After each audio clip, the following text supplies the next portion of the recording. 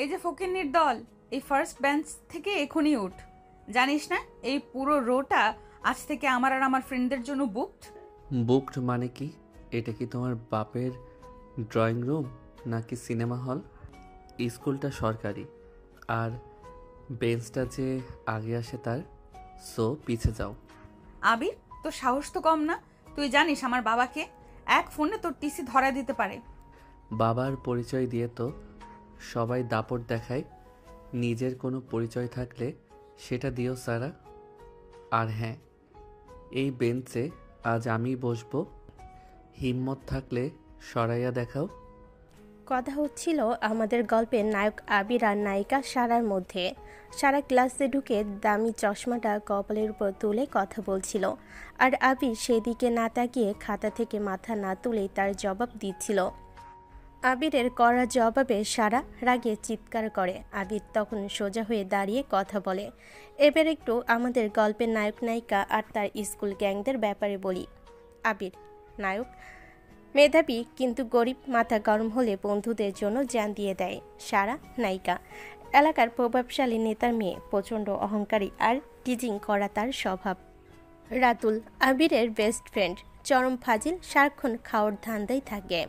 মাহি সারার ডান হাত, সারার সব কুকীর্তিতে সে ইন্ধন দেয়। সিয়াম স্কুলের স্পোর্টস হিরো, আবিরের বন্ধু কিন্তু মাহির ওপর ক্রাশ।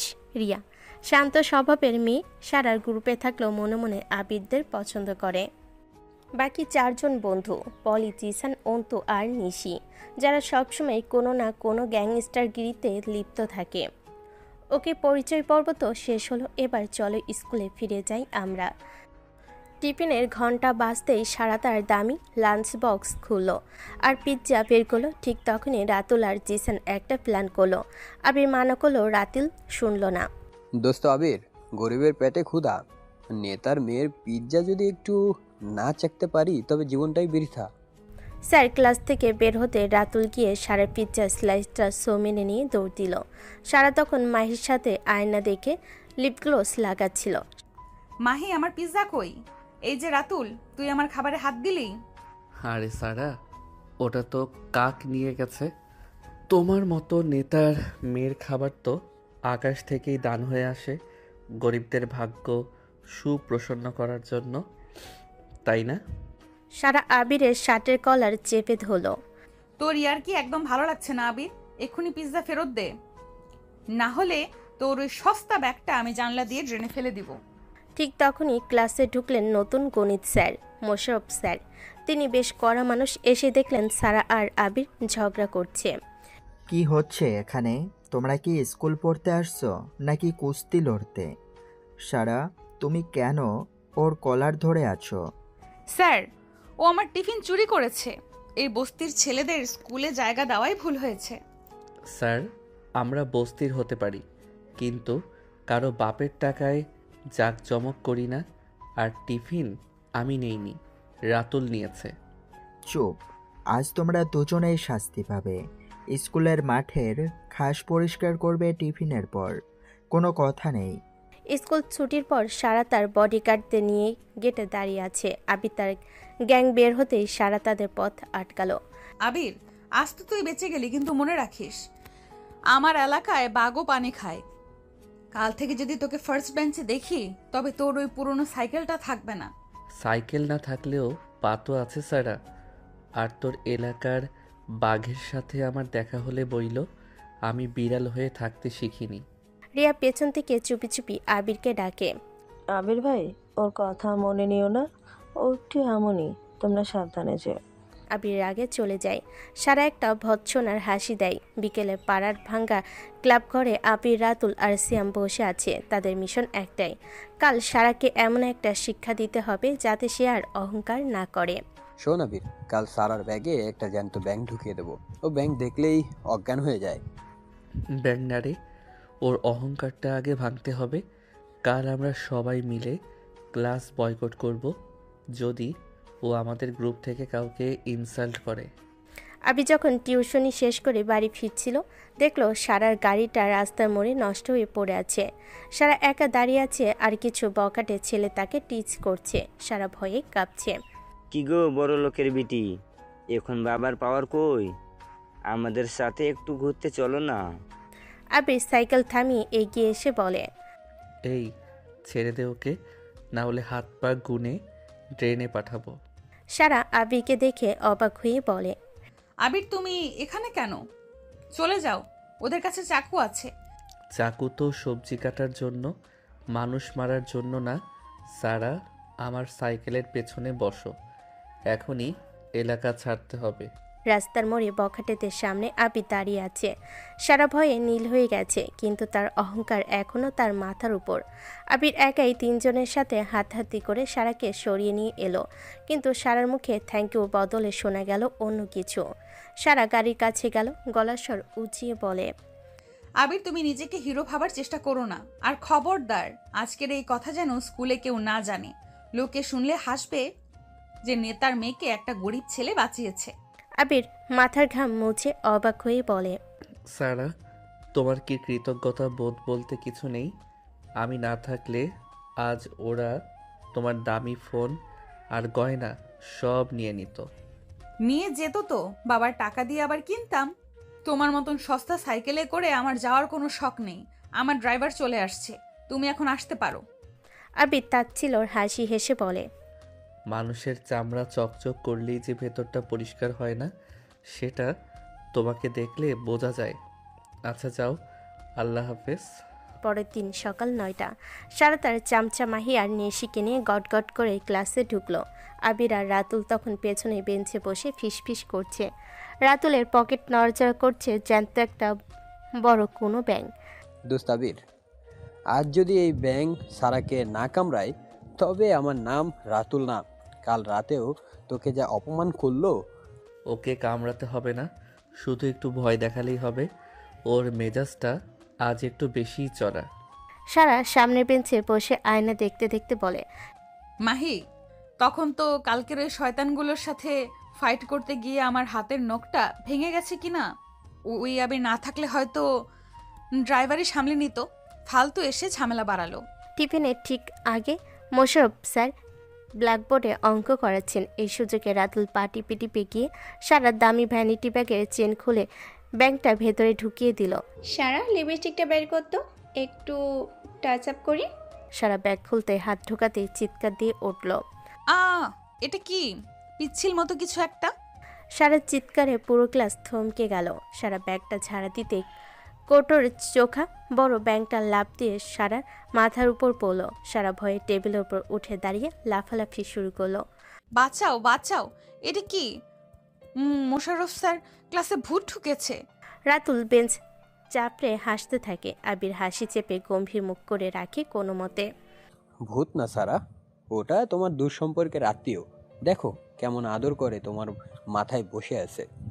আরে স্যার, ব্যাঙ তো উপকারী প্রাণী। মনে হয় সারার দামি পারফিউমের গন্ধে মুগ্ধ হয়ে চলে আসছে। রাতুল, এই কাজ তোমার ছাড়া আর কারো হতে পারে না। সামনে আসো।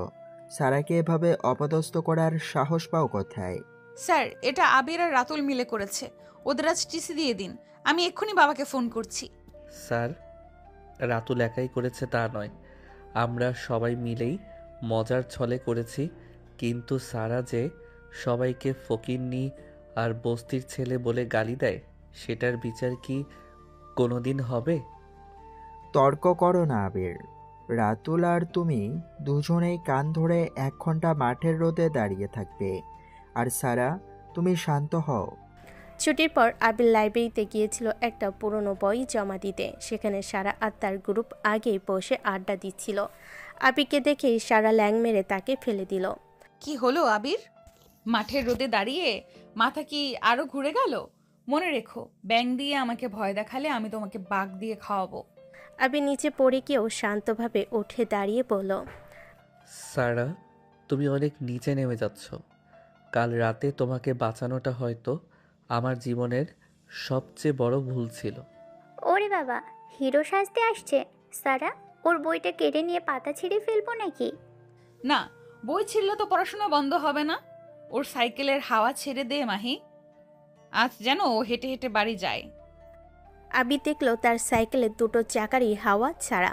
সে পকেটে হাত দিয়ে দেখলো একটা টাকাও নেই যে হাওয়া দেবে। সে সাইকেলটা ঠেলে ঠেলে নিয়ে যাচ্ছে। পাশ দিয়ে সারার দামি গাড়িটা ধুলো উড়িয়ে চলে গেল। সারা জানালা দিয়ে মুখ বের করে তাকে ভেঙচি কাটলো। রাতুল আবিরের পাশে এসে বলে, দোস্ত, অনেক হয়েছে।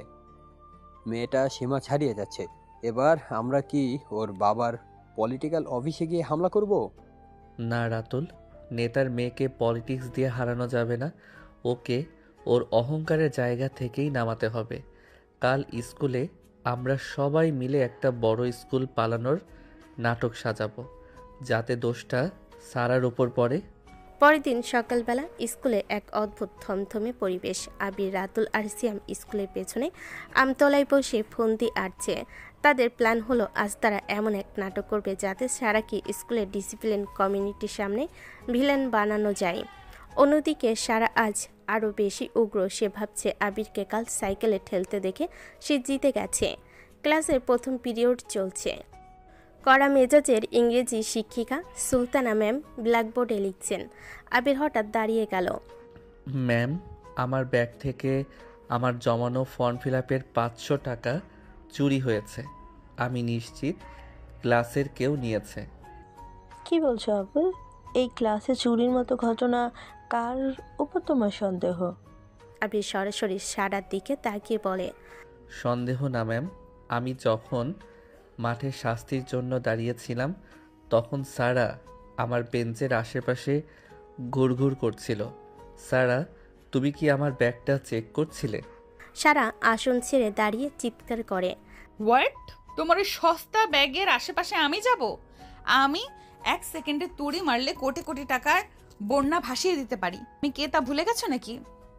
ম্যাম, ও নির্ঘাত মিথ্যা বলছে আমাকে ফাঁসাতে। ম্যাম, সারা কাল আবিরের সাইকেলে হাওয়া ছেড়ে দিয়েছে, সেটা সবাই দেখেছে। ও তো আবিরের পিছনেই লেগে আছে। হতে পারে চুরির উদ্দেশ্যে না, আবিরকে বিপদে ফেলার উদ্দেশ্যে করতেই পারে। এটা অসম্ভবের কিছু নয়।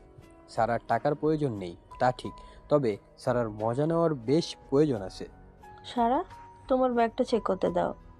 ডিসিপ্লিন মেনটেন করতে হবে। ম্যাম যখন সারার দামি লেদার ব্যাগ চেক করতে গেলেন তখন সারার আগে থরথর করে কাঁপছে। ম্যাম ব্যাগ ঝাড়া দিতে ভেতরে দামি মেকআপ কিটের সাথে বেরিয়ে এলো আবিরের সেই পুরনো 500 টাকার নোট।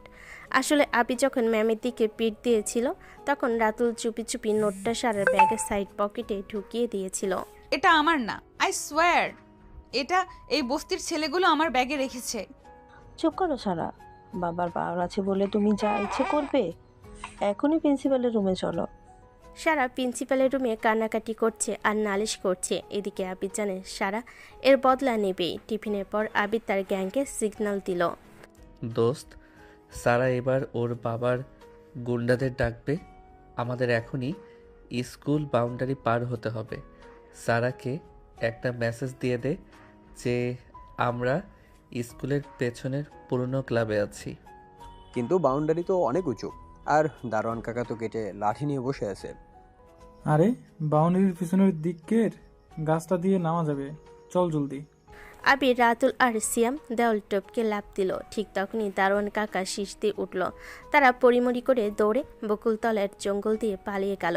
সারা দূর থেকে এটা দেখল। তার চোখে তখন খুনের নেশা। সে ভাবল, আজ এদেরকে আমি এমন শিক্ষা দেব যা ওরা জন্মে ভুলবে না।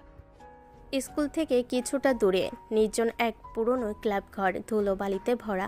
আবিরা সেখানে পৌঁছে হাঁপাচ্ছে। হঠাৎ দেখলো 3টে কালো রঙের বাইক ক্লাবের সামনে এসে থামলো। বাইক থেকে নামলো এলাকার নামকরা বখাটের সজল আত্মার বাহিনী। তাদের হাতে চেন আর হকি স্টিক। পেছনে সারার দামি গাড়িটা এসে থামলো। সারা গাড়ি থেকে নেমে দর্পভাবে বলে, কি হলো আবির? খুব তো ঢং দেখাচ্ছিলে স্কুলে। আমার ব্যাগে টাকা ঢুকিয়ে আমাকে চোর বানিয়েছিস। আজ তোকে কেউ বাঁচাতে পারবে না। সারা আপা, আপনি সাইডে দাঁড়ান। এই ফকিরের বাচ্চাদের হাড়গুলো আজ আমি গুঁড়া করে দেব। আবির শান্তভাবে সারার দিকে এগিয়ে গিয়ে বলে, সারা, তুমি অনেক নিচে নেমে গেছো। বন্ধুদের মাঝে ঝামেলা মেটানোর জন্য গুন্ডা ডাকতে হয়? এটা কি তোমার সাহসিকতা? বেশি কথা বলিস না। সজল হকি স্টিক দিয়ে আবিরের মাথায় আঘাত করতে চাইল, কিন্তু আবির দ্রুত সরে গিয়ে সজলের পেটে এক লাথি মারল। শুরু হলো ভয়াবহ মারপিট। সিয়াম আর রাতুলও ঝাঁপিয়ে পড়ল। আবির একা তিনজনের সাথে লড়ছে, তার কপাল ফেটে রক্ত পড়ছে, কিন্তু সে থামছে না। সে একজনের হাত থেকে চেন কেড়ে নিয়ে সেটা দিয়ে সজলকে আষ্টে পিষ্টে বেঁধে ফেলল। আবির রক্তাক্ত অবস্থায় সারার দিকে তাকিয়ে বলে, দেখলে তো তোমার বাবার টাকা দিয়ে কেনা শক্তি আমার ইগোর কাছে কত তুচ্ছ। এই সজলরা তোমার কেনা চাকর হতে পারে, কিন্তু তারা লড়াই করতে জানে না। মারপিট দেখে সারা এবার সত্যি ভয় পেয়ে গেল। সে ভাবেনি আবির এভাবে পাল্টা আঘাত করবে। সজলেরা যখন মার খেয়ে পালিয়ে গেল তখন সারা একা দাঁড়িয়ে কাঁপছে। আবির তার রক্তাক্ত হাতটা নিয়ে সারার খুব কাছে গিয়ে দাঁড়ালো। কি হলো এবার? তোমার বাবার বডিগার্ডদের ডাকো, নাকি পুলিশের ভয় দেখাবে? সারা, তোমার এই নামি দামি জামা কাপড় আর দামি গাড়ির নিচে একটা পচা মন লুকিয়ে আছে। আজ তোমাকে আমি কিছুই করব না, কিন্তু মনে রেখো, অহংকার পতনের মূল। তুমি তুমি আমার গায়ে হাত তুলবে? মেয়েদের গায়ে হাত তোলা আমার বংশে নেই, কিন্তু তোমার এই জঘন্য ব্যবহার যদি না পাল্টাও, তবে একদিন তুমি একাই থেকে যাবে। তোমার এই মাহি নিশিরা তখন পাশে থাকবে না। সেখান থেকে চলে এলো। আবিরা যখন আবার চুপি চুপি স্কুলে ঢুকলো তখন তাদের অবস্থা খুব খারাপ। রিয়া দৌড়ে এসে আবিরকে একটা কোণায় নিয়ে গেল। সে ফার্স্ট এইড বক্স নিয়ে এসেছে। রিয়া আবিরের ক্ষত পরিষ্কার করতে করতে কাঁদছে। আবির ভাই, তুমি কেন ওর সাথে পাঙ্গা নিতে চাও? মেয়েটা মানুষ না, ও একটা দানব। দেখো তো কত রক্ত বেরোচ্ছে। রিয়া, দানবকে মানুষ করার একটাই উপায়, তাকে আয়না দেখানো। আজ ওকে আমি আয়না দেখিয়ে আসলাম, ও এখন বুঝবে একা হওয়ার ভয় কতটা। দূর থেকে সারা এই দৃশ্য দেখছে। রিয়ার চোখের জল আর আবিরের সেই শান্ত কিন্তু দৃঢ় চাহনি তাকে প্রথমবার ভাবাতে শুরু করলো। সে কি সত্যি খুব খারাপ, নাকি সে তার অহংকারের আড়ালে নিজের একাকিত্ব ঢাকছে? কিন্তু পরক্ষণেই সে মাথা ঝাড়া দিয়ে উঠল। না, সে সারা, সে হাঁটতে পারে না। গতকালে সেই রক্তক্ষয়ী ক্লাবে মারপিটের পর আজ স্কুলে এক অস্বাভাবিক নীরবতা। আবিরের কপালে একটা সাদা ব্যান্ডেজ, যা দেখে পুরো স্কুলের ছাত্রছাত্রীরা কানাঘুষা করছে। সারা আজ অনেক দেরি করে স্কুলে এসেছে। তার পরনে দামি স্পোর্টস ট্র্যাক স্যুট, চোখে মুখে এক অদ্ভুত জেদ। আজ স্কুলের বার্ষিক ক্রীড়া প্রতিযোগিতার প্রথম দিন। সারা জানে সে মাঠেই সে আবিরের অহংকার মাটির সাথে মিশিয়ে দিতে পারবে, কারণ স্পোর্টসের সব সরঞ্জাম আর প্র্যাকটিসের কোচ তার বাবার টাকাই কেনা। সকাল 9টা, রোদে তপ্ত অ্যাসেম্বলি গ্রাউন্ডে সারিবদ্ধভাবে দাঁড়িয়ে আছে সব ছাত্রছাত্রী। মোশাররফ স্যার বেত হাতে সামনে পায়চারি করছেন, তার চোখে চশমার আড়ালে অগ্নিদৃষ্টি। মোশাররফ স্যার গগন বিদারী চিৎকারে বলে, আবির, রাতুল, সিয়াম, লাইনের সামনে আসো। আবিরা ধীর পায়ে সামনে গিয়ে দাঁড়ালো। পুরো স্কুল তখন থমথমে। সারা একটু দূরে দাঁড়িয়ে বাঁকা হাসছে। সেই সকালে মোশাররফ স্যারকে উস্কানি দিয়ে এসেছে। কাল টিফিনের পর তোমরা কোথায় ছিলে? গার্ড রিপোর্ট করেছে তোমরা দেওয়াল টপকে পালিয়েছ। আর আবির, তোমার কপালে এই ব্যান্ডেজ কেন? তোমরা কি বাইরে গিয়ে মারপিট করেছ? এই আইডিয়াল স্কুলের নাম ডুবানোর অধিকার তোমাদের কে দিয়েছে? স্যার, দেওয়াল টপকানো ভুল ছিল, স্বীকার করছি, কিন্তু মারপিট আমরা ইচ্ছা করে করিনি, আমাদের উপর হামলা হয়েছিল। আবির মাথা নিচু করে কথা বলছিল। সারা মাঝখান থেকে টিপ্পনি কেটে বলে, স্যার, আসলে ওরা পাড়ার মাস্তানদের সাথে ঘোরে। ওই যে বলে না, সৎসঙ্গে স্বর্গবাস, অসৎ সঙ্গে সর্বনাশ। আমাদের মতো ভালো স্টুডেন্টদের সিকিউরিটি এখন হুমকির মুখে। চুপ করো সারা। আবির, আজ তোমাদের ডিসিপ্লিনার কমিটি থেকে সাসপেন্ড করা হতো, কিন্তু যেহেতু আজ স্পোর্টস শুরু হচ্ছে তাই আমি তোমাদের ছাড় দিচ্ছি। তবে একটা শর্ত, আজকের আন্তঃশ্রেণী 100 মিটার দৌড় আর লং জাম্পে যদি তোমরা ফার্স্ট না হতে পারো তবে কাল তোমাদের টিসি দিয়ে দেওয়া হবে। যাও। দুপুর 12টা, মাঠের চারিদিকে ছাত্রছাত্রীদের চিৎকার। 100 মিটার দৌড়ের ট্র্যাকে আবির আর সিয়াম পজিশন নিয়েছে। পাশের ট্র্যাকে সারা ছোট ভাই এবং তার গ্যাংয়ের সেরা অ্যাথলেট জিসান। সারা ভিড়ের মাঝখানে দাঁড়িয়ে জিসানকে ইশারা করলো। জিসান আবিরের ঠিক পাশের ট্র্যাকেই ছিল। আবির, আজ তোর পা যদি আমি অকেজো না করি তবে আমার নাম সারা না। দৌড়াতে তো সবাই পারে, ল্যাং মারাটা শিখতে হয়। বাঁশি বাজার সাথে সাথে সবাই দৌড় শুরু করলো। আবির বাতাসের বেগে এগোচ্ছে, কিন্তু ঠিক 50 মিটারের মাথায় জিসান ইচ্ছে করে নিজের ট্র্যাক ছেড়ে আবিরের পায়ের সামনে পা বাড়িয়ে দিল। আবির সামলাতে না পেরে ছিটকে পড়ল বালুর ওপর। তার কপালে থাকা ব্যান্ডেজটা খুলে রক্ত ঝরতে শুরু করলো। ও রিয়া, আবির, উঠে দাঁড়াও। সারা তখন তালি বাজিয়ে হাসছে, কিন্তু সবাইকে অবাক করে দিয়ে আবির উঠে দাঁড়ালো। তার চোখে তখন জল নয় আগুন। সে খুঁড়িয়ে খুঁড়িয়ে আবার দৌড়াতে লাগলো। জিসান তখন ফিনিশিং লাইনের খুব কাছে, কিন্তু আবির যেন এক অতিমানবীয় শক্তিতে শেষ 10 মিটারে জিসানকে ছাড়িয়ে কি ফিনিশিং রিবনটা স্পর্শ করলো। পুরো মাঠ তখন আবির আবির শব্দে কেঁপে উঠল। বিকেলবেলা মাঠের হইচই থেকে দূরের লাইব্রেরিতে একা বসে আছে সারা। জিসান হেরে যাওয়ায় তার খুব মেজাজ খারাপ, কিন্তু তার মনের ভেতরে আবিরের সেই রক্তাক্ত অবস্থায় ফিনিশিং লাইন পার করার দৃশ্যটা বারবার বাজছে। ঠিক তখনই আবির সেখানে ঢুকলো এক গ্লাস পানি নিতে। খুব তো হিরো সাজার চেষ্টা করছিলে মাঠে, রক্তারক্তি করে কি লাভ হলো? কাল তো স্যার তোমাকে এমনিতেও বের করে দেবে। আবির পানির গ্লাস হাতে নিয়ে সারার সামনে গিয়ে দাঁড়ালো। সারা, তুমি জিসানকে দিয়ে আমাকে ল্যাং মেরে ফেলে দিয়েছিলে, তাই না? তোমার টাকা হয়তো ট্র্যাকে লোক কিনতে পারে, কিন্তু মানুষের জেদ কিনতে পারে না। তুমি কেন এতটা নিচু হও সব সময়? আমি তোমার কি ক্ষতি করেছি? সারা চিৎকার করে উঠে দাঁড়িয়ে বলে, তুমি আমার ইগোতে আঘাত করেছো। তুমি প্রথম দিন আমার সিট ছাড়োনি।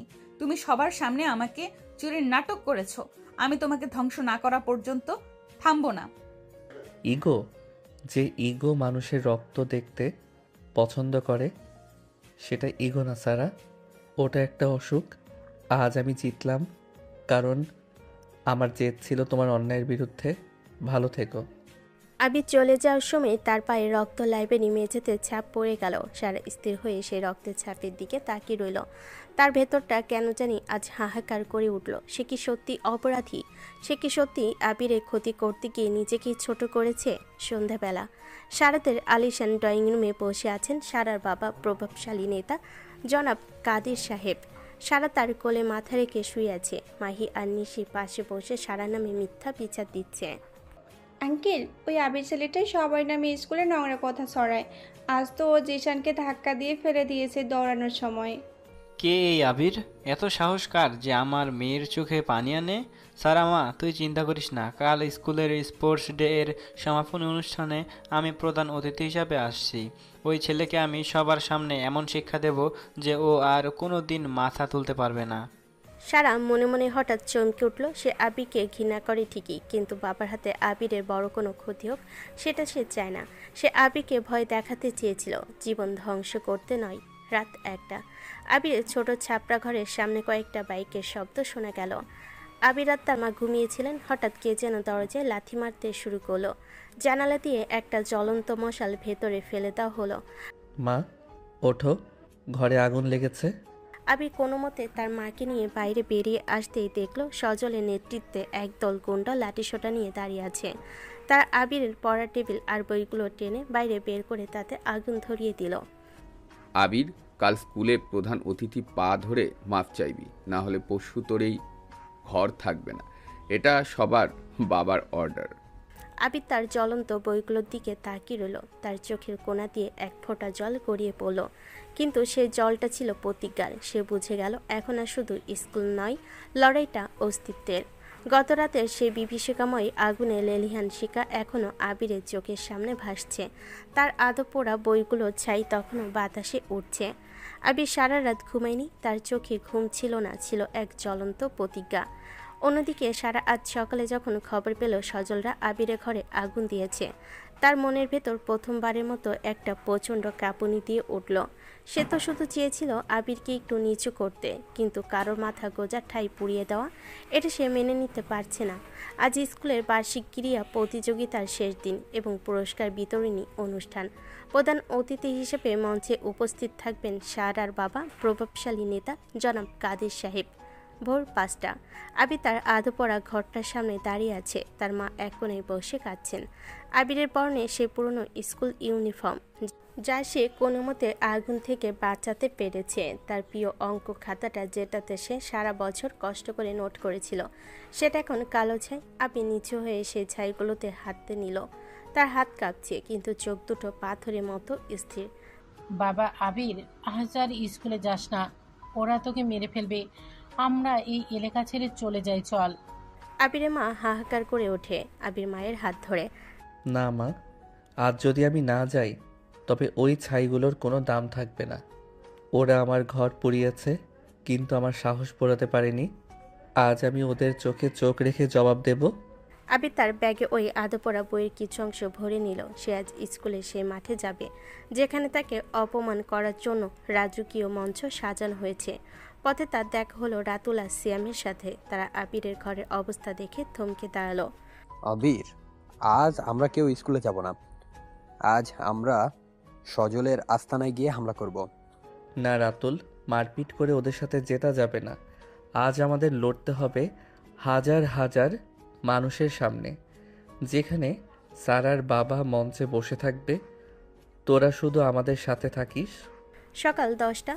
স্কুলের বিশাল মাঠ আজ পতাকায় সাজানো। মাঠের মাঝখানে এক রাজকীয় প্যান্ডেল।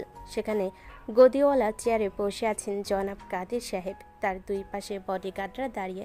মোশাররফ স্যার এবং প্রিন্সিপাল স্যার খুব বিনয়ের সাথে তার আপ্যায়ন করছেন। সারা মঞ্চের এক পাশে সোফায় বসে আছে, কিন্তু তার দৃষ্টি মাঠের গেটের দিকে। সে বারবার ভাবছে, আবি কি আজ আসবে, নাকি সে ভয়ে পালিয়েছে। ঠিক তখনই গেট দিয়ে আবিকে ঢুকতে দেখা গেল। তার ইউনিফর্মে ছাইয়ের দাগ, কপালে সেই পুরনো ব্যান্ডেজ। সারা এক মুহূর্তের জন্য শিউরে উঠল। আবির, তুমি কেন আসলে? আজ তো বাবা তোমাকে সবার সামনে অপমান করবে। চলে যাও আবির, আজকের দিনটা তোমার জন্য নিরাপদ না। সারা মনে মনে যখন এসব ভাবছিল, তখন মাহি সারার কানে কানে ফিস ফিস করে বলে, দেখ সারা, ওই ভিখারিটা এখনো আসছে। দেখিস আজ আঙ্কেল ওকে কেমন শিক্ষা দেয়। ওর ঘর পোড়ানোটা জাস্ট একটা ট্রেলার ছিল। চুপ কর মাহি, ঘর পোড়ানো কোনো বাহাদুরি না। তুই জানিস ওর মা একা থাকে, এটা অনেক বেশি হয়ে গেছে। আরে সারা, তুই ওর জন্য মায়া দেখাচ্ছিস নাকি? ও তো তোকে কাল লাইব্রেরিতে কত কথা শোনালো। সারা উত্তর দিল না। সে দেখল আবি ধীর পায়ে মাঠের এক কোণে গিয়ে তার বন্ধুদের সাথে দাঁড়ালো। তার চেহারায় কোনো ভয় নেই, বরং এক অদ্ভুত দৃঢ়তা আছে। দুপুর 12টা। পুরস্কার বিতরণের সময় হয়েছে। মোশাররফ স্যার মাইকে কাদের সাহেবের নাম ঘোষণা করলেন।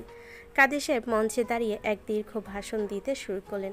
এক পর্যায়ে তিনি আবিরের দিকে ইঙ্গিত করলেন, এই স্কুলে অনেক মেধাবী ছাত্র আছে, কিন্তু কিছু কিছু ছাত্র আছে যারা এই স্কুলের পরিবেশ নষ্ট করেছে। আমি শুনেছি গতকাল এক ছাত্র আমাদের স্কুলের ডিসিপ্লিন ভেঙেছে, এমনকি সে আমার মেয়ের গায়ে হাত তোলার চেষ্টাও করেছে। আবির, সামনে এসো।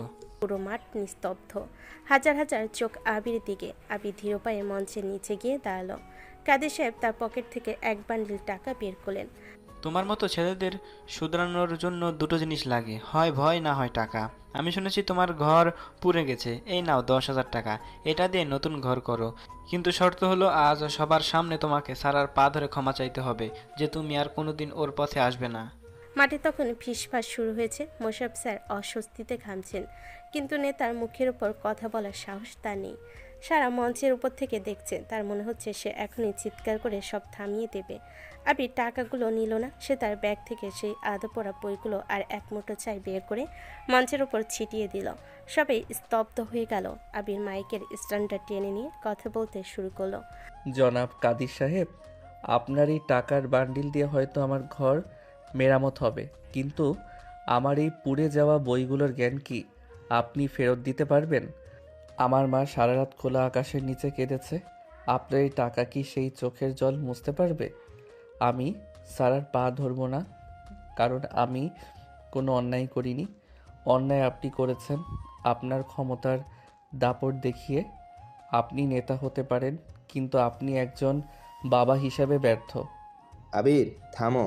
তুমি কার সাথে কথা বলছো জানো? জানি স্যার, আমি একজন অপরাধীর সাথে কথা বলছি। সারা, তুমি চেয়েছিলে না আমাকে নিচু করতে? এই দেখো, আজ আমি অনেক উঁচুতে দাঁড়িয়ে কথা বলছি। তোমার এই সোনার চামচ দিয়ে কেনা জীবন আমার এই ছায়ের কাছে হেরে গেছে। আজই আমি এই স্কুল ছেড়ে চলে যাচ্ছি, কিন্তু মনে রেখো সারা, ক্ষমতা চিরস্থায়ী নয়। কিন্তু মানুষের ঘৃণা চিরস্থায়ী। আবি তার আইডি কার্ডটা মঞ্চে ফেলে দিয়ে ঘুরে হাঁটা দিল। রাতুল, সিয়াম, রিয়া আর বাকি বন্ধুরা এক একে তাদের আইডি কার্ডগুলো মঞ্চে ফেলে আবিরের পেছনে গিয়ে দাঁড়ালো। পুরো স্কুলের ছাত্রছাত্রীরা তখন এক অদ্ভুত ঘোরের মধ্যে। তারা দেখলো এক সাধারণ ছেলে তার প্রতাপশালী নেতার দর্প চূর্ণ করে যাচ্ছে। আবি চলে যাওয়ার পর সারা আর বসে থাকতে পারল না। সে দেখলো তার বাবা মঞ্চে দাঁড়িয়ে রাগে কাঁপছেন আর সজলকে ইশারা করছেন আবিরকে ধরার জন্য। সারা এবার প্রথমবার তার বাবার সামনে রুখে দাঁড়ালো। বাবা থামাও এসব, তুমি যা করেছো তার জঘন্য, আমি তোমাকে ঘৃণা করি। সারা, তুই আমার মুখে মুখে কথা বলছিস ওই ছোট লোকের বাচ্চার জন্য? ও ছোট লোক না বাবা, ছোট লোক আমরা, যার মন এত বড় যে ঘর পড়ে যাওয়ার পরেও সে ভিক্ষা নেয়নি, সে আমাদের চেয়ে অনেক বড় লোক। আমি আজই ওর কাছে গিয়ে ক্ষমা চাইবো। সারা মঞ্চ থেকে নেমে দৌড়ে মাঠের বাইরে গেল, কিন্তু আবির তখন অনেক দূরে। সারা রাস্তার মোড়ে গিয়ে দেখলো আবির তার মাকে নিয়ে এক রিকশায় চড়ে চলে যাচ্ছে। সারা চিৎকার করে ডাকলো, আবির শোনো, কিন্তু আবির একবারও পেছন ফিরে তাকালো না। সারার চোখে জল তখন বাদ মানছে না। সে বুঝতে পারলো সে যা হারিয়েছে তা কোনো টাকা দিয়ে কেনা সম্ভব না। সে আবিরকে নয়, সে নিজের মনুষ্যত্বকে হারিয়েছে। গতকালে সেই প্রলয়ঙ্কারী ঘটনার পর আজ স্কুলের পরিবেশ যেমন এক শ্মশান। যে মাঠে গতকাল উৎসব হওয়ার কথা ছিল সেখানে আজ কেবল পড়ে আছে আবিরের সেই আধো পড়া বইয়ের ছাই আর মঞ্চের ওপর চিরপড়া কিছু রঙিন কাগজ। আবির চলে গেছে, তার আইডি কার্ডটা এখনও প্রিন্সিপাল স্যারের টেবিলের এক কোণে অবহেলায় পড়ে আছে। সারা আজ স্কুলে আসেনি, সে তার আলিশান ঘরে দরজা বন্ধ করে অন্ধকারের মধ্যে বসে আছে। তার কানে এখনও বাজছে আবিরের সেই শেষ কথাগুলো। ক্ষমতা চিরস্থায়ী নয়, কিন্তু মানুষের ঘৃণা চিরস্থায়ী। সারা আজ প্রথমবারের মতো বুঝতে পারছে তার বাবার অঢেল সম্পদ তাকে শান্তি দিতে পারছে না, উল্টো এক বিশাল অপরাধবোধের দেওয়াল তাকে চারপাশ থেকে চেপে ধরেছে। সকাল 10টা। সারাদের বাড়ির বিশাল ড্রয়িং রুমে কাদের সাহেব বসে আছেন। তার সামনে সজল দাঁড়িয়ে মাথা নিচু করে আছে।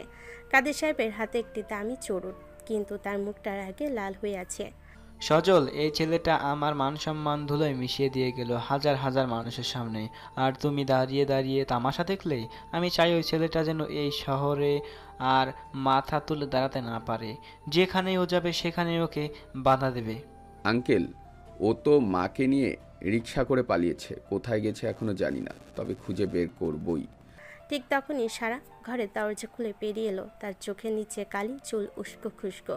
সে ধীর পায়ে সিঁড়ি দিয়ে নেমে এলো। তার হাতে আবির সেই আধো পড়া অঙ্ক খাতার একটা ছেঁড়া পাতা, যেটা সে কাল মাঠ থেকে কুড়িয়ে এনেছিল। বাবা অনেক হয়েছে, আর কতটুকু নিচে নামবে তুমি? একটা ছেলের বই পড়িয়েছো, ঘর পড়িয়েছো, এখন কি ওর জানটা নিতে চাও? সারা, তুই কার সাথে কথা বলছিস? দেখ, আমি যা করেছি সব তোর অপমানের বদলা নেওয়ার জন্য করেছি। মিথ্যে কথা, তুমি তোমার ইগোর জন্য করেছো। আমি কোনোদিন বলিনি ওর ঘর পুড়িয়ে দিতে। বাবা, তুমি আজ থেকে আমার জন্য কোনো টাকা খরচ করবে না। তোমার এই কালো টাকার গন্ধ আমি আর সইতে পারছি না। আমি আজই আবিরকে খুঁজে বের করব এবং ওর পা ধরে ক্ষমা চাইবো, যেটা তুমি ওকে দিয়ে করাতে চেয়েছিলে। খবরদার সারা, তুই ওই ফকিরের ছেলের কাছে যাবি না। যদি যাস তবে মনে রাখিস তুই আমার মেয়ে হওয়ার অধিকার হারাবি। তোমার মেয়ে হওয়ার চেয়ে ওই ছাইগুলোর সঙ্গী হওয়া অনেক বেশি সম্মানের। বাবা, আমি চললাম। শহরের এক প্রান্তে এক নোংরা রিক্সা গ্যারেজ, টিনের চালা দিয়ে বৃষ্টির পানি পড়ছে। আবির সেখানে বসে একটি রিক্সার চাকা সারাই করছে।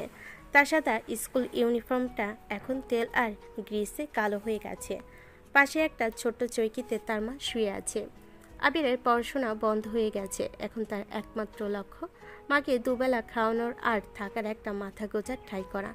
কিরে আবির, স্কুল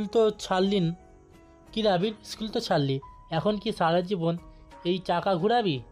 তুই তো পড়াশোনায় ভালো ছিলি। চাকা ঘোরানোটাই এখন আমার ভাগ্য চাচা। কলম ধরার হাত এখন বেঞ্চ ধরছে। অন্তত কেউ তো আর আমার এই লোহার চাকা পোড়াতে আসবে না।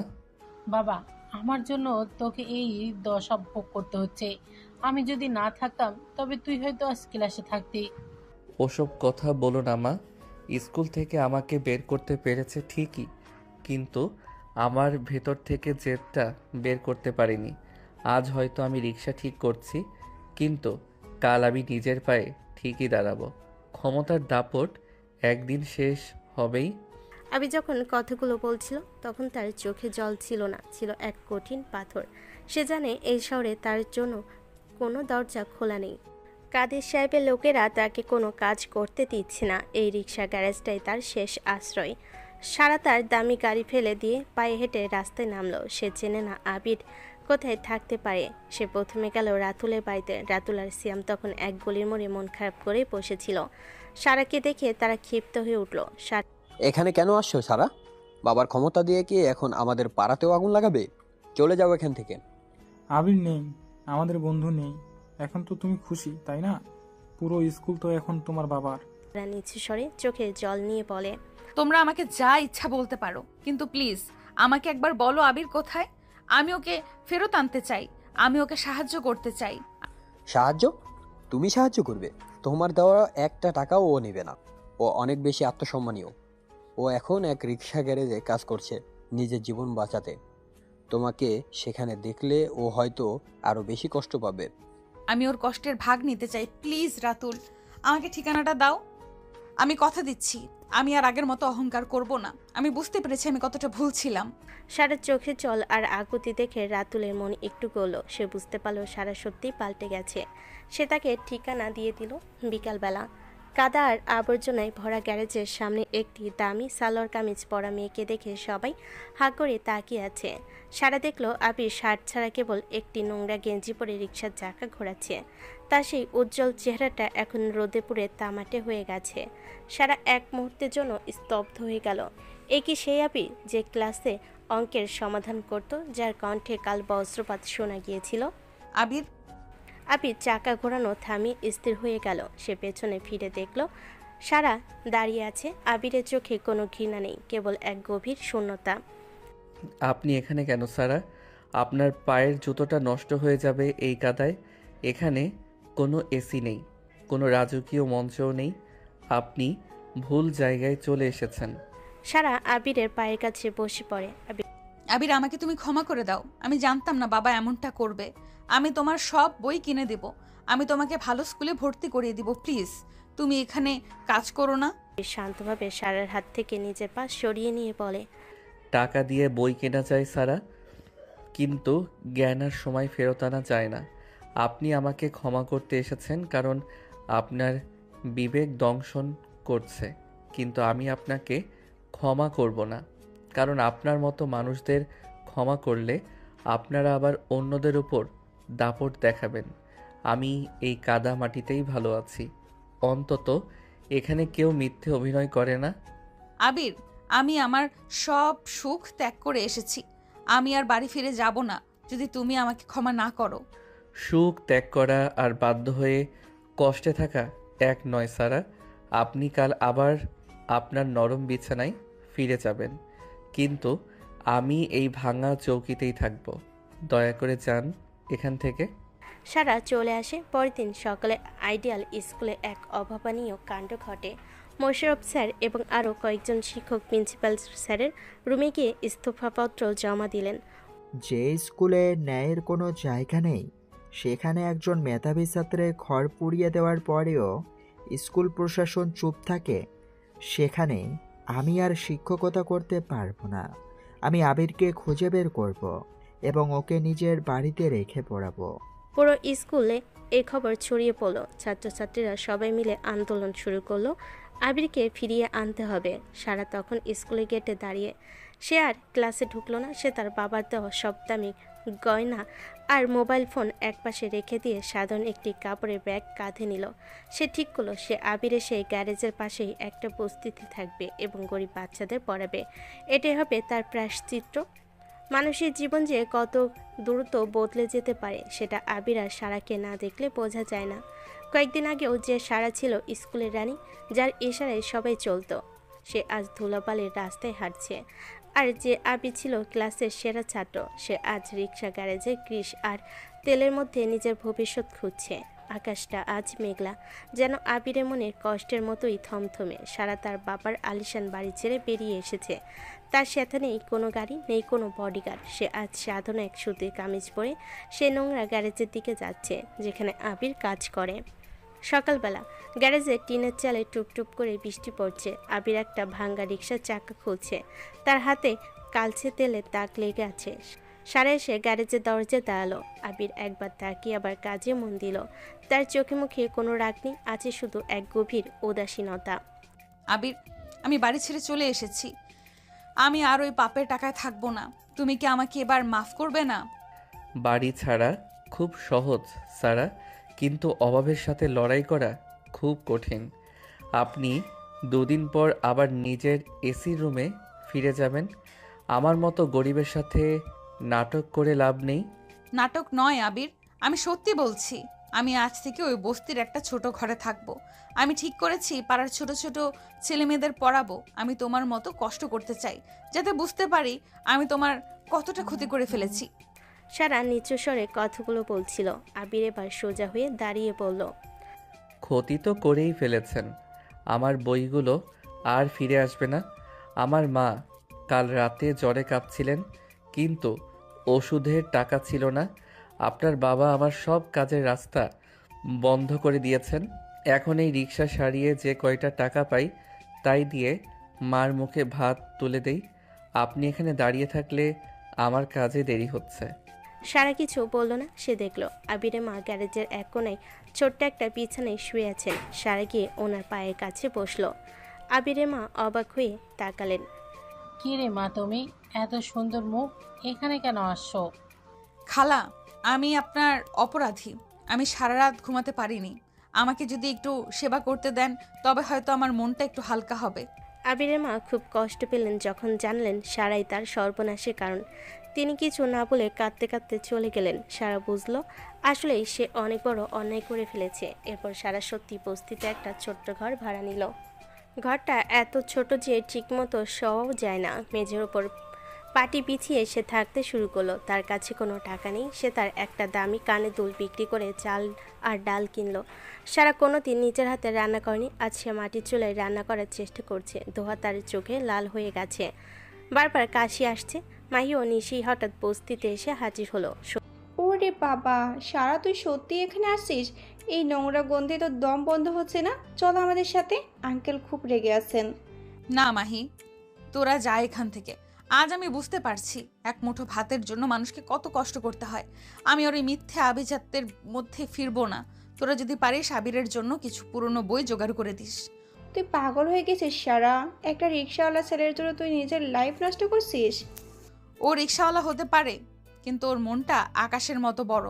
আর আমি শুধু বাবার দাপটে বড় ছিলাম। আসলে আমি ভেতরে একদম ফাঁকা ছিলাম। সন্ধ্যাবেলা আবি যখন কাজ শেষ করে ফিরছিল তখন গ্যারেজের সামনে মোশাররফ স্যার দাঁড়িয়ে আছেন। স্যারের হাতে একটা বড় ঝোলা ভর্তি নতুন বই আর খাতা। আবির, আমি জানতাম তোকে এখানেই পাবো। আমি স্কুল থেকে পদত্যাগ করেছি রে। যে স্কুলে মেধাকে সম্মান দেয় না সেখানে আমি আর থাকবো না। আবি স্যারের পা ছুঁয়ে সালাম করলো। স্যার, আপনি কেন এমন করলেন? আপনার তো চাকরিটা দরকার ছিল। চাকরির চেয়েও বড় হলো আদর্শ। আমি ঠিক করেছি তোকে আমি নিজের বাড়িতে নিয়ে যাব। আমার একার সংসারে তুই আর তোর মা থাকবি। তুই আবার পড়াশোনা শুরু করবি। তোকে আমি মস্ত বড় অফিসার বানাবো, যাতে কাদির সাহেবের মতো মানুষেরা তোকে দেখে ভয় পায়।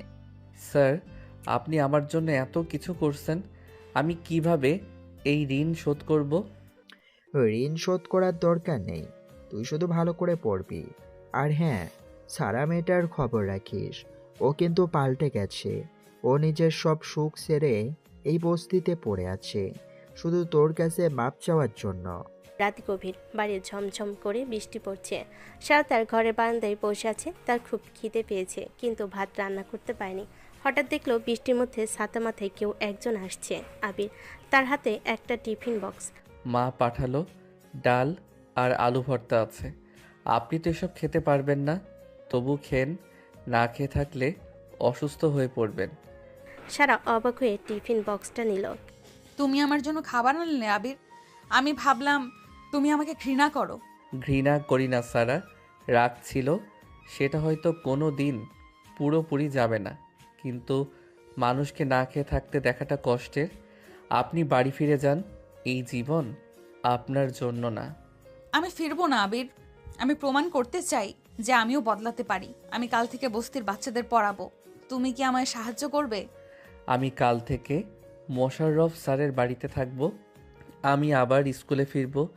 যদি কোনো দিন বড় হতে পারি, সেদিন হয়তো আপনার সাথে আবার কথা হবে। ভালো থেকেন সারা। কাদের সাহেব তার ড্রয়িং রুমে বসে সজলকে নির্দেশ দিচ্ছেন। তার মেয়ে বস্তিতে আছে, এটা তার সম্মানে লাগছে। সজল, অনেক হয়েছে, আজ রাতে ওই বস্তিটা ঘুরিয়ে দাও। আমি চাই সারা ভয় পেয়ে নিজের পায়ে হেঁটে বাড়িতে ফিরে আসুক, আর ওই মোশাররফ মাস্টারকে একটা শিক্ষা দাও। ঠিক আছে আঙ্কেল, আজ রাতেই কাজ হয়ে যাবে। সজলরা যখন গভীর রাতে বস্তিতে আগুন দিতে গেল, তখন আবিদ আর তার বন্ধুরা আগে থেকে সতর্ক ছিল। আবিদ তার জীবনের মায়া ছেড়ে সারাকে বাঁচানোর জন্য দৌড়ে গেল সারার ঘরের দিকে। চারিদিকে আগুনে লেলিহান শিখা। সারা ঘরের ভেতর আটকা পড়েছে। সারা, সারা, কোথায় তুমি? বেরিয়ে আসো। আবির, আমি বেরোতে পারছি না, দরজাটা আটকে গেছে। আবিদ তার শরীরের সমস্ত শক্তি দিয়ে লাথি মেরে দরজা ভেঙে ভেতরে ঢুকলো। সারা ধোঁয়ায় আচ্ছন্ন হয়ে পড়েছিল। আবিদ তাকে বাজাগোলা করে তুলে নিয়ে আগুনের মাঝখান দিয়ে দৌড়ে বাইরে বেরিয়ে এলো। সারার জ্ঞান নেই। আবিরও কিছুটা পুড়ে গেছে, কিন্তু সে সারাকে ছাড়ে নাই। চারিদিকে দাউ দাউ করে আগুন জ্বলছে। মানুষের চিৎকার আর ধোঁয়ায় আকাশ কালো হয়ে গেছে। আবির সারাকে কোলে তুলে নিয়ে আগুনে লেলিহান শিখা পার হয়ে কোনো মতে একটা পুরনো গোদাম ঘরের ভেতর ঢুকলো। বাইরে সজলের লোকেরা এখনও পাহারা দিচ্ছে, তাই এই মুহূর্তে বাইরে বের হওয়া মানেই মৃত্যু। গুদাম ঘরটা অনেকদিন পুরনো। চারিদিকে বড় কাঠের বাক্স আর ধুলের আস্তরণ। বাইরে বৃষ্টির শব্দ আর আগুনের গর্জন ভেতরে আবছা শোনা যাচ্ছে। গুদাম ঘরের বাইরে আবছা আলো। আবির হাঁপাতে হাঁপাতে সারাকে একটা বড় কাঠের বক্সের উপর বসালো। সারা ধোঁয়ায় আচ্ছন্ন হয়ে প্রায় অবচেতন ছিল। তার লম্বা চুলগুলো এলোমেলো হয়ে কপালে লেপ্টে আছে। আবির নিজের গায়ের টি শার্টের হাতটা দিয়ে সারার মুখটা মুছে দিল। সারা, সারা, চোখ খোলো। আমরা এখন নিরাপদ। শোনো আমার কথা। সারা ধীরে ধীরে চোখ মেলল। আবছা অন্ধকারে সে দেখলো আবির তার খুব কাছে। আবিরের কপাল দিয়ে ঘাম আর রক্ত মিশে গড়িয়ে পড়ছে। সারা ভয় আর আতঙ্কে হঠাৎ আবিরকে শক্ত করে জড়িয়ে ধরলো। এই প্রথম তাদের মাঝে কোনো ঝগড়া নেই, কোনো ইগো নেই, আছে শুধু বেঁচে থাকার এক তীব্র আকুতি। আবির, আমি ভেবেছিলাম আমি মরে যাব। কেন আসলে তুমি? কেন বারবার আমার জন্য নিজের জীবন বিপন্ন করো? আবির সারার পিঠে হাত রেখে শান্ত করার চেষ্টা করলো। জানি না সারা, হয়তো আপনাকে জ্বালানোর জন্য হলেও আপনার বেঁচে থাকা দরকার। চুপ করো, বাইরে ওরা এখনো ঘুরছে। বাইরে হঠাৎ ঝমঝম করে বৃষ্টি নামলো। গুদাম ঘরের ফুটো ছাদ দিয়ে বৃষ্টির পানি ছুঁয়ে পড়ছে। ঠান্ডা হাওয়ায় সারা কাঁপতে শুরু করলো। তার সুতির কামিজটা ঘামে আর বৃষ্টির ছাটে ভিজে শরীরে সেটে গেছে। আবি দেখলো সারা শীতে থরথর করে কাঁপছে। সে দ্বিধা করলো, তারপর ধীর পায়ে সারার পাশে বসলো। খুব শীত লাগছে, আমার এই পুরনো চাদরটা গায়ে দাও। আবি তার কাঁধের চাদরটা সারার গায়ে জড়িয়ে দিতে গেল। তখনই তাদের হাত একে অপরে স্পর্শ করলো। এক মুহূর্তের জন্য মনে হলো সময় থেমে গেছে। আবি যখন চাদরটা ঠিক করে দিচ্ছিল, তখন তার মুখটা সারার খুব কাছে চলে এলো। সারা তপ্ত নিঃশ্বাস আবিরের গলায় লাগছে। সারা গভীর চোখে আবির দিকে তাকালো। সেই চোখ আজ ঘৃণার বদলে এক অদ্ভুত মায়া। আবির, তোমার কপাল দিয়ে রক্ত পড়ছে, খুব লাগছে। সারা তার কাঁপাকাঁপি হাতটা বাড়িয়ে আবিরের কপালের ক্ষতটা ছুঁয়ে দিল। আবির শিউরে উঠল। সে কোনোদিন ভাবেনি এই হাতটাকে এতটা কোমলভাবে স্পর্শ করবে। আবির সারার হাতটা নিজের হাতের মুঠোয় নিল। অন্ধকারে দুজনের নিঃশ্বাসের শব্দ শোনা যাচ্ছে। ক্ষতটা বাইরে সারা, ভেতরে না। কিন্তু আজ কেন জানি সব ব্যথা হারিয়ে যাচ্ছে। আপনি কেন আমার জন্য বাড়ি ছাড়লেন? কেন এই কষ্টে নিজেকে জড়াচ্ছেন? কারণ আমি তোমাকে ছাড়া নিজেকে কল্পনা করতে পারছি না আবির। আমি যতবার তোমাকে কষ্ট দিয়েছি, ততবার আমার নিজের ভেতরটা পুড়েছে। আমি কি খুব খারাপ? গুদাম ঘরের এক কোণে তারা দুজনে বসে আছে। বাইরে সজলেরা চলে গেছে, কিন্তু বৃষ্টির কারণে তারা বের হতে পারছে না। সারা ক্লান্তিতে আবিরের কাঁধে মাথা রাখলো। আবির সরালো না, সেও তার মাথাটা সারার মাথার উপর আলতো করে রাখলো। এই অনিচ্ছাকৃত ঘনিষ্ঠতা তাদের দুজনের মনে এক নতুন অনুভূতির জন্ম দিল। এই মেয়েটাকে আমি সারা জীবন ঘৃণা করতে চেয়েছি, কিন্তু আজ কেন মনে হচ্ছে একে ছাড়া আমার জগৎটাই অসম্পূর্ণ। কেন ওর গায়ের গন্ধ আমার সব জেদ কেড়ে নিচ্ছে? আবির, যদি কাল আমাদের সব শেষ হয়ে যায় তবে কি তুমি আমাকে মনে রাখবে, নাকি সেই পুরনো শত্রু হিসেবেই ভেবে যাবে? শত্রু তো আপনি নিজেই হতে চেয়েছিলেন। আজ থেকে আপনি শুধু সেই সারা যে আমার মাকে সেবা করেছে। ঘুমান এখন, আমি পাহারা দিচ্ছি। সারা আবিরের হাতটা আরও শক্ত করে ধরল। আবিরও তার আঙ্গুলের ফাঁকে সারার আঙ্গুলগুলো বুনে নিল। সে অন্ধকার গুদাম করে আগুনে ধ্বংস নীলার মাঝে এক পবিত্র ভালোবাসার বীজ বপন হলো, যা তারা কেউই মুখে স্বীকারও করল না, কিন্তু তাদের হৃদস্পন্দন সব বলে দিচ্ছিল। ভোরবেলা বৃষ্টির শব্দ থেমে গেছে। জানালার ফাঁক দিয়ে ভোরের আলো এসে সারার মুখে পড়ল। সারা দেখল সে আবিরের বুকে ঘুমিয়ে পড়েছে। আবিরও দেওয়ালে হেলান দিয়ে ঘুমিয়ে আছে। সারা এক মুহূর্ত মুগ্ধ হয়ে আবিরের শান্ত মুখটা দেখল। সে আলতো করে আবিরের গায়ে হাত রাখল। আবির চোখ মেলতেই দুজনের থেকে কিছুটা দূরত্ব বজায় রাখল। দুজনের মুখই লজ্জা লাল হয়ে গেল। সকাল হয়ে গেছে, আমাদের এখনই বের হতে হবে। সজলরা হয়তো আবার আসবে। হ্যাঁ চলো, কিন্তু আবির, কাল রাতের কথা কি কাউকে বলবে? কোন কথা? ওই যে আপনি ভয় পেয়ে আমাকে জড়িয়ে ধরেছিলেন, ওটা তো আপনার দুর্বলতা সারা। আমি না হয় ওটা গোপনই রাখলাম। অসভ্য, তুমি এখনো সেই পচা আবিরই আছো। বস্তিতে ফিরে তারা দেখল সব শেষ, কিন্তু মানুষগুলো বেঁচে আছে। মোশাররফ স্যার পুলিশ নিয়ে সেখানে হাজির হয়েছেন।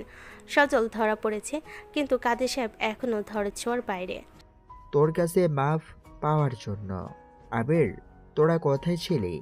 সারা, তোমার বাবা তোমাকে নিয়ে যাওয়ার জন্য লোক পাঠাচ্ছে, তুমি কি যাবে? সারা আবিরের দিকে একবার তাকিয়ে দৃঢ় গলায়, না স্যার, আমি যাব না। আমি আবিরদের সাথেই থাকবো। বাবা যদি আমাকে নিতে চায় তবে তাকে আগে স্যারেন্ডার করতে হবে।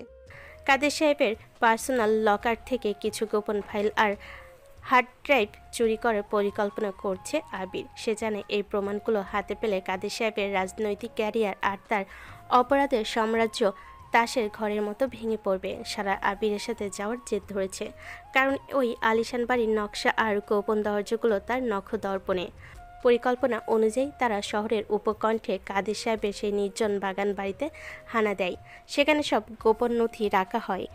রাত তখন প্রায় 1টা। বাইরে কালবৈশাখী ঝড়ের পূর্বাভাস। আবির আর সারা বাগানবাড়ির পেছনে জানালা দিয়ে ভেতরে ঢুকলো। সারা পরনে আজ গাঢ় নীল রঙের জামদানি শাড়ি। সে ভেবেছিল শাড়িতে তাকে কেউ চিনতে পারবে না, কিন্তু এই বৃষ্টির রাতে ভেজা শাড়ি সামলানো তার জন্য দায়ী হয়ে পড়েছে। আবিরের পরনে কালো টি শার্ট আর জিন্স, হাতে একটা টর্চ। সাবধানে সারা, মেঝেতে কাচের টুকরো আছে, টর্চের আলো বেশি ফেলো না, বাইরে বডিগার্ডরা আছে। সারা ভয়ে আবিরের হাতটা চেপে ধরে। আবির, আমার খুব ভয় লাগছে। বাড়িটা কেমন নিস্তব্ধ মনে হচ্ছে, দেওয়ালগুলো আমাদের গিলে খাবে। হঠাৎ বাইরে প্রচণ্ড শব্দে বজ্রপাত হলো এবং সেই সাথে শুরু হলো মুষলধারে বৃষ্টি। বাগানবাড়ির পুরনো কাঠের দরজাগুলো বাতাসের তোড়ে বন্ধ হয়ে গেল। তারা যে গোপন ঘরটিতে ঢুকলো সেটার অটোমেটিক লক সিস্টেম বৃষ্টির শর্ট সার্কিটে জ্যাম হয়ে গেল। তারা এখন এক ছোট্ট অন্ধকার কুঠুরিতে বন্দী। কুঠুরিটা খুব ছোট, আলমারি আর ফাইলের স্তূপের মাঝে জায়গা খুব কম। আবির আর সারাকে একদম গা ঘেঁষাঘেঁষি করে দাঁড়াতে হচ্ছে। সারার ভেজা শাড়ির আঁচল থেকে টুপটুপ করে পানি পড়ছে। আবির দেহের উষ্ণতা আর সারার ভেজা শরীরের শীতলতা মিলে এক অদ্ভুত পরিবেশ তৈরি করছে। ধ্যাত, দরজাটা লক হয়ে গেছে। এই ইলেকট্রনিক লক বাইরে থেকে না খুললে আমরা আটকা। সারা ঠান্ডায় কাঁপতে কাঁপতে বলল, আবির, আমার শ্বাস নিতে কষ্ট হচ্ছে, ঘরটা খুব ছোট। আবির দেখলো সারা শীতে আর ভয়ে কাঁপছে। বৃষ্টির পানি সারা শরীরটাকে শরীরের সাথে লেপ্টে দিয়েছে, যা তার শরীরের প্রতিটি খাঁজকে স্পষ্ট করে তুলছে। আবির নিজেকে সামলানোর চেষ্টা করলো, কিন্তু অন্ধকারে সে নিস্তব্ধতায় সারার গায়ের ভেজা মাটির আর পারফিউমের সুবাস তার মস্তিষ্ককে অবশ করে দিচ্ছে। সারা, স্থির হও, আমাদের গায়ের কাপড় ভেজা, এভাবে থাকলে দুজনে অসুস্থ হয়ে পড়ব।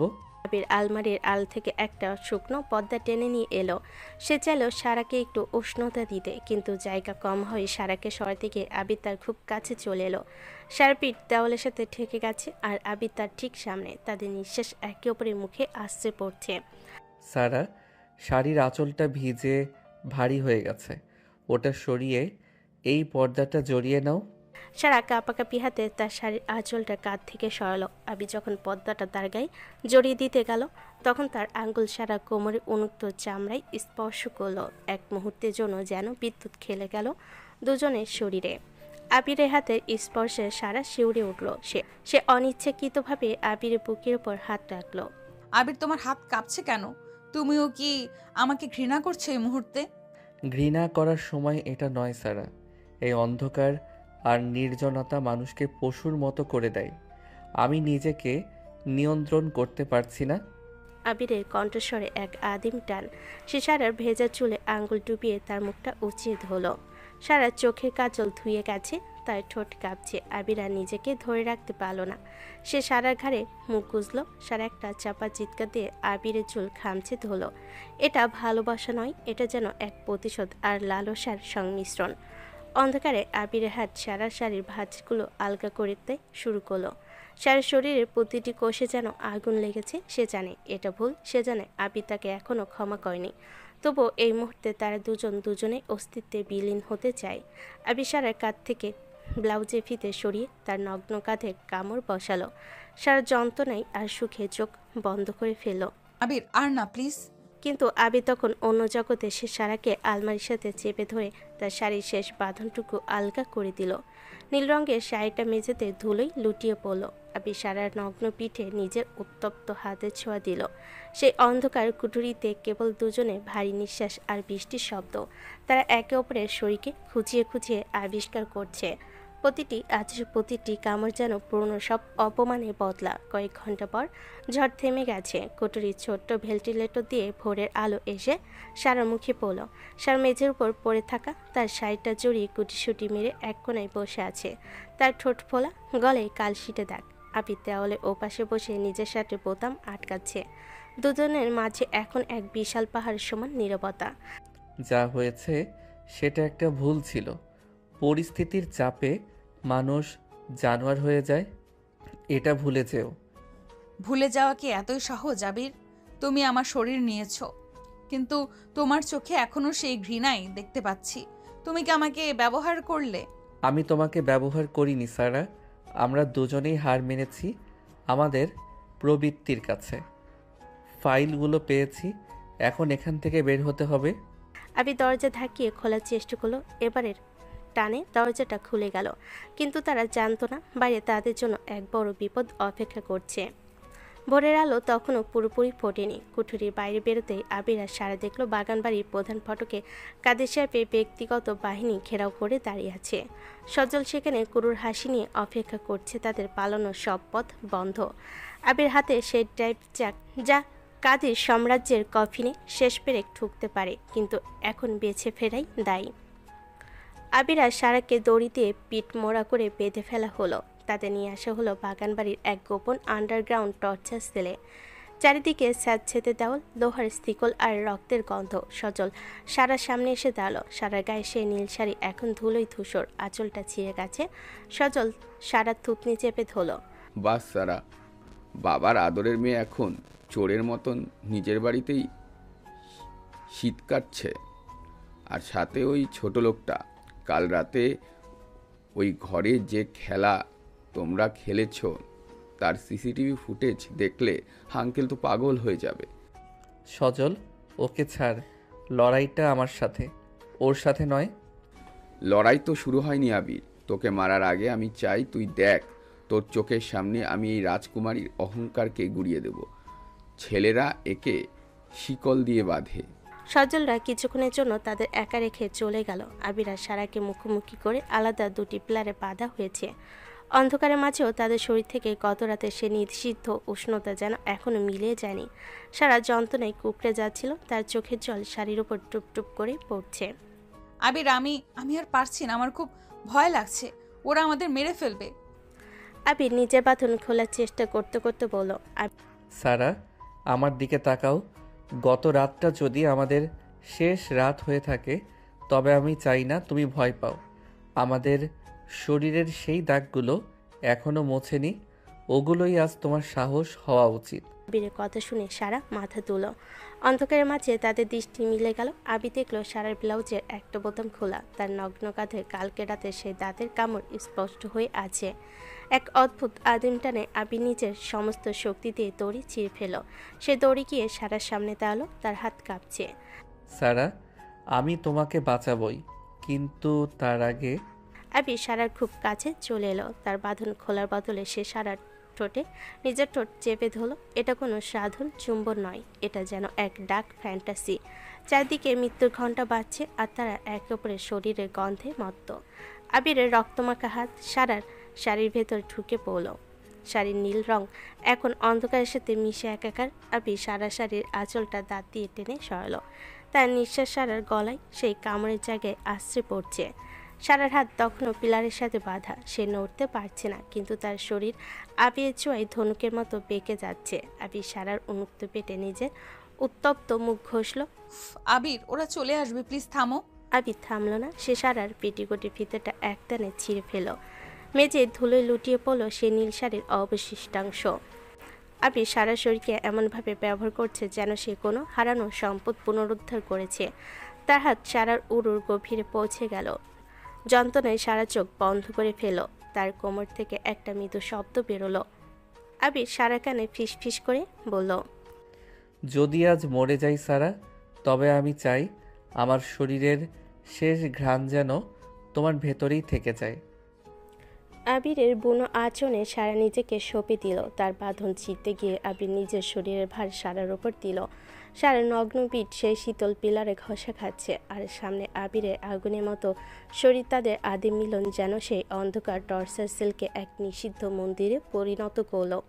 ঠিক তখনই সজল দরজায় লাথি মেরে ঢুকলো, কিন্তু সে যা দেখলো তার জন্য সে প্রস্তুত ছিল না। আবি তখন মুক্ত, সে সারার বাঁধন খুলে দিয়েছে এবং আবি ঝড়ে বেগে সজলের উপর ঝাঁপিয়ে পড়ল। সজলের হাতে থাকা রিভলভারটা মাটিতে পড়ে গেল। আবি সজলকে মাটিতে ফেলে তার গলায় পা চেপে ধরল। তোর সিসিটিভি ফুটেজ দেখার সময় পার হয়ে গেছে সজল। ড্রাইভটা আমার পকেটে নেই, ওটা আমি মোশাররফ স্যারকে পাঠিয়ে দিয়েছি অনেক আগেই। কি? ওটা তো নকল ড্রাইভ ছিল। হ্যাঁ, আসলটা কাল রাতেই স্যার আমাকে দিয়ে দিয়েছিল। এখন পুলিশ আসছে। বাইরে পুলিশের সাইরেন শোনা গেল। কাদের সাহেবের সাম্রাজ্য আজ ধসে পড়েছে, কিন্তু শেষ মুহূর্তে সজল মেঝের পিস্তলটা তুলে নিয়ে ট্রিগার চেপে দিল। গুলিটা আবির দিকে লক্ষ্য করে ছোড়া হয়েছিল, কিন্তু সারা দৌড় এসে আবিরের সামনে দাঁড়ালো। সারা, গুলিটা সারার বুকে বিঁধল। তার সেই রক্ত ভেজা নীল শাড়িটা আরও লাল হয়ে উঠল। আবির সারাকে কোলে তুলে নিল। সারা জ্ঞান হারিয়ে যাচ্ছে, কিন্তু তার মুখে এক শান্ত হাসি। আবির, আজ আমি সত্যিই মুক্ত। টর্চের সেলের ভেতরে বাতাসের শব্দ যেন থমকে গেছে। সজল আবার পিস্তলটা তুলতে চাইল, কিন্তু আবির বাঘের মতো এক লাফে সজলের হাতের উপর পা দিয়ে হাত মরমর করে ভেঙে দিল। সজলের গগন বিদারী চিৎকার সেই নিষিদ্ধ কুঠুরিতে প্রতিধ্বনিত হলো। আবির সজলকে চুলের মুঠি ধরে দেওয়ালের সাথে আছাড় মারল। তার চোখে তখন কোনো দয়া নেই, কোনো বিবেক নেই, আছে শুধু ধ্বংসের নেশা। আবির সজলের গলায় পা দিয়ে চেপে ধরল। সজলের শ্বাস আটকে আসছে, তার চোখের মনি উল্টে যাচ্ছে। আবির ঝুঁকে পড়ে সজলের কানের কাছে ফিস ফিস করে বলল, তোর বুলেট সারার গায়ে লেগেছে, কিন্তু ক্ষতটা আমার কলিজায় হয়েছে। আজ তোকে পুলিশে দেব না, আজ তোকে আমি নরকে পাঠাবো। আবির লোহার একটা শিকল নিয়ে সজলের গলায় পেঁচিয়ে টান দিতে সজল নিস্তেজ হয়ে এলো। ঠিক তখনই পুলিশের কমান্ডো বাহিনী দরজা ভেঙে ভেতরে ঢুকলো। মোশাররফ স্যার সামনে ছিলেন, তিনি আবিরকে সরিয়ে দিলেন। আবির, থামো, ওকে মেরে তুমি নিজের জীবন নষ্ট করো না। সারার দিকে তাকাও, ওর নিঃশ্বাস এখনো চলছে। দৌড় গিয়ে সারাকে কোলে তুলে নিল। সারার শরীর তখন নিথর, কিন্তু তার ঠোঁট দুটো তখনও কাঁপছে। আবির সারাকে এক নির্জন কোণে নিয়ে গিয়ে শুয়ে দিল। তার নিজের শার্ট ছিঁড়ে সে সারার ক্ষতের উপর চেপে ধরল, যাতে রক্ত বন্ধ হয়। সারা নীল শাড়িটা বুক থেকে সরে গেছে, উন্মুক্ত সেই জায়গাগুলো যেখানে কয়েক ঘন্টা আগে আবিরের কামড়ার আঁচড়ে দাগ ছিল। সারা, চোখ খোলো, তুমি এভাবে যেতে পারো না, আমাদের লড়াই তো মাত্র শুরু হয়েছে। আবির সারাকে আরও নিবিড়ভাবে জড়িয়ে ধরল। সারা রক্তমাখা হাতটা আবিরের গালে ঠেকলো। এক অদ্ভুত ডাক রোমান্টিক পরিবেশ সেখানে তৈরি হলো। মৃত্যুর দরজায় দাঁড়িয়ে তাদের শরীর সেই নিষিদ্ধ টান যেন মরে যায়নি। আবির পাগলের মতো সারার কপালে আর ঠোঁটে চুম খেতে লাগলো। তার অশ্রু সারার চোখের পাতে পড়ছে। সারা, তোমার গায়ের এই নীল শাড়িটা আমার কাছে তোমার পবিত্রতার চেয়েও বেশি। তুমি আমার অপমানের প্রতিশোধ নিতে গিয়ে নিজের প্রাণ দিচ্ছ। আমি তোমাকে মরতে দেব না।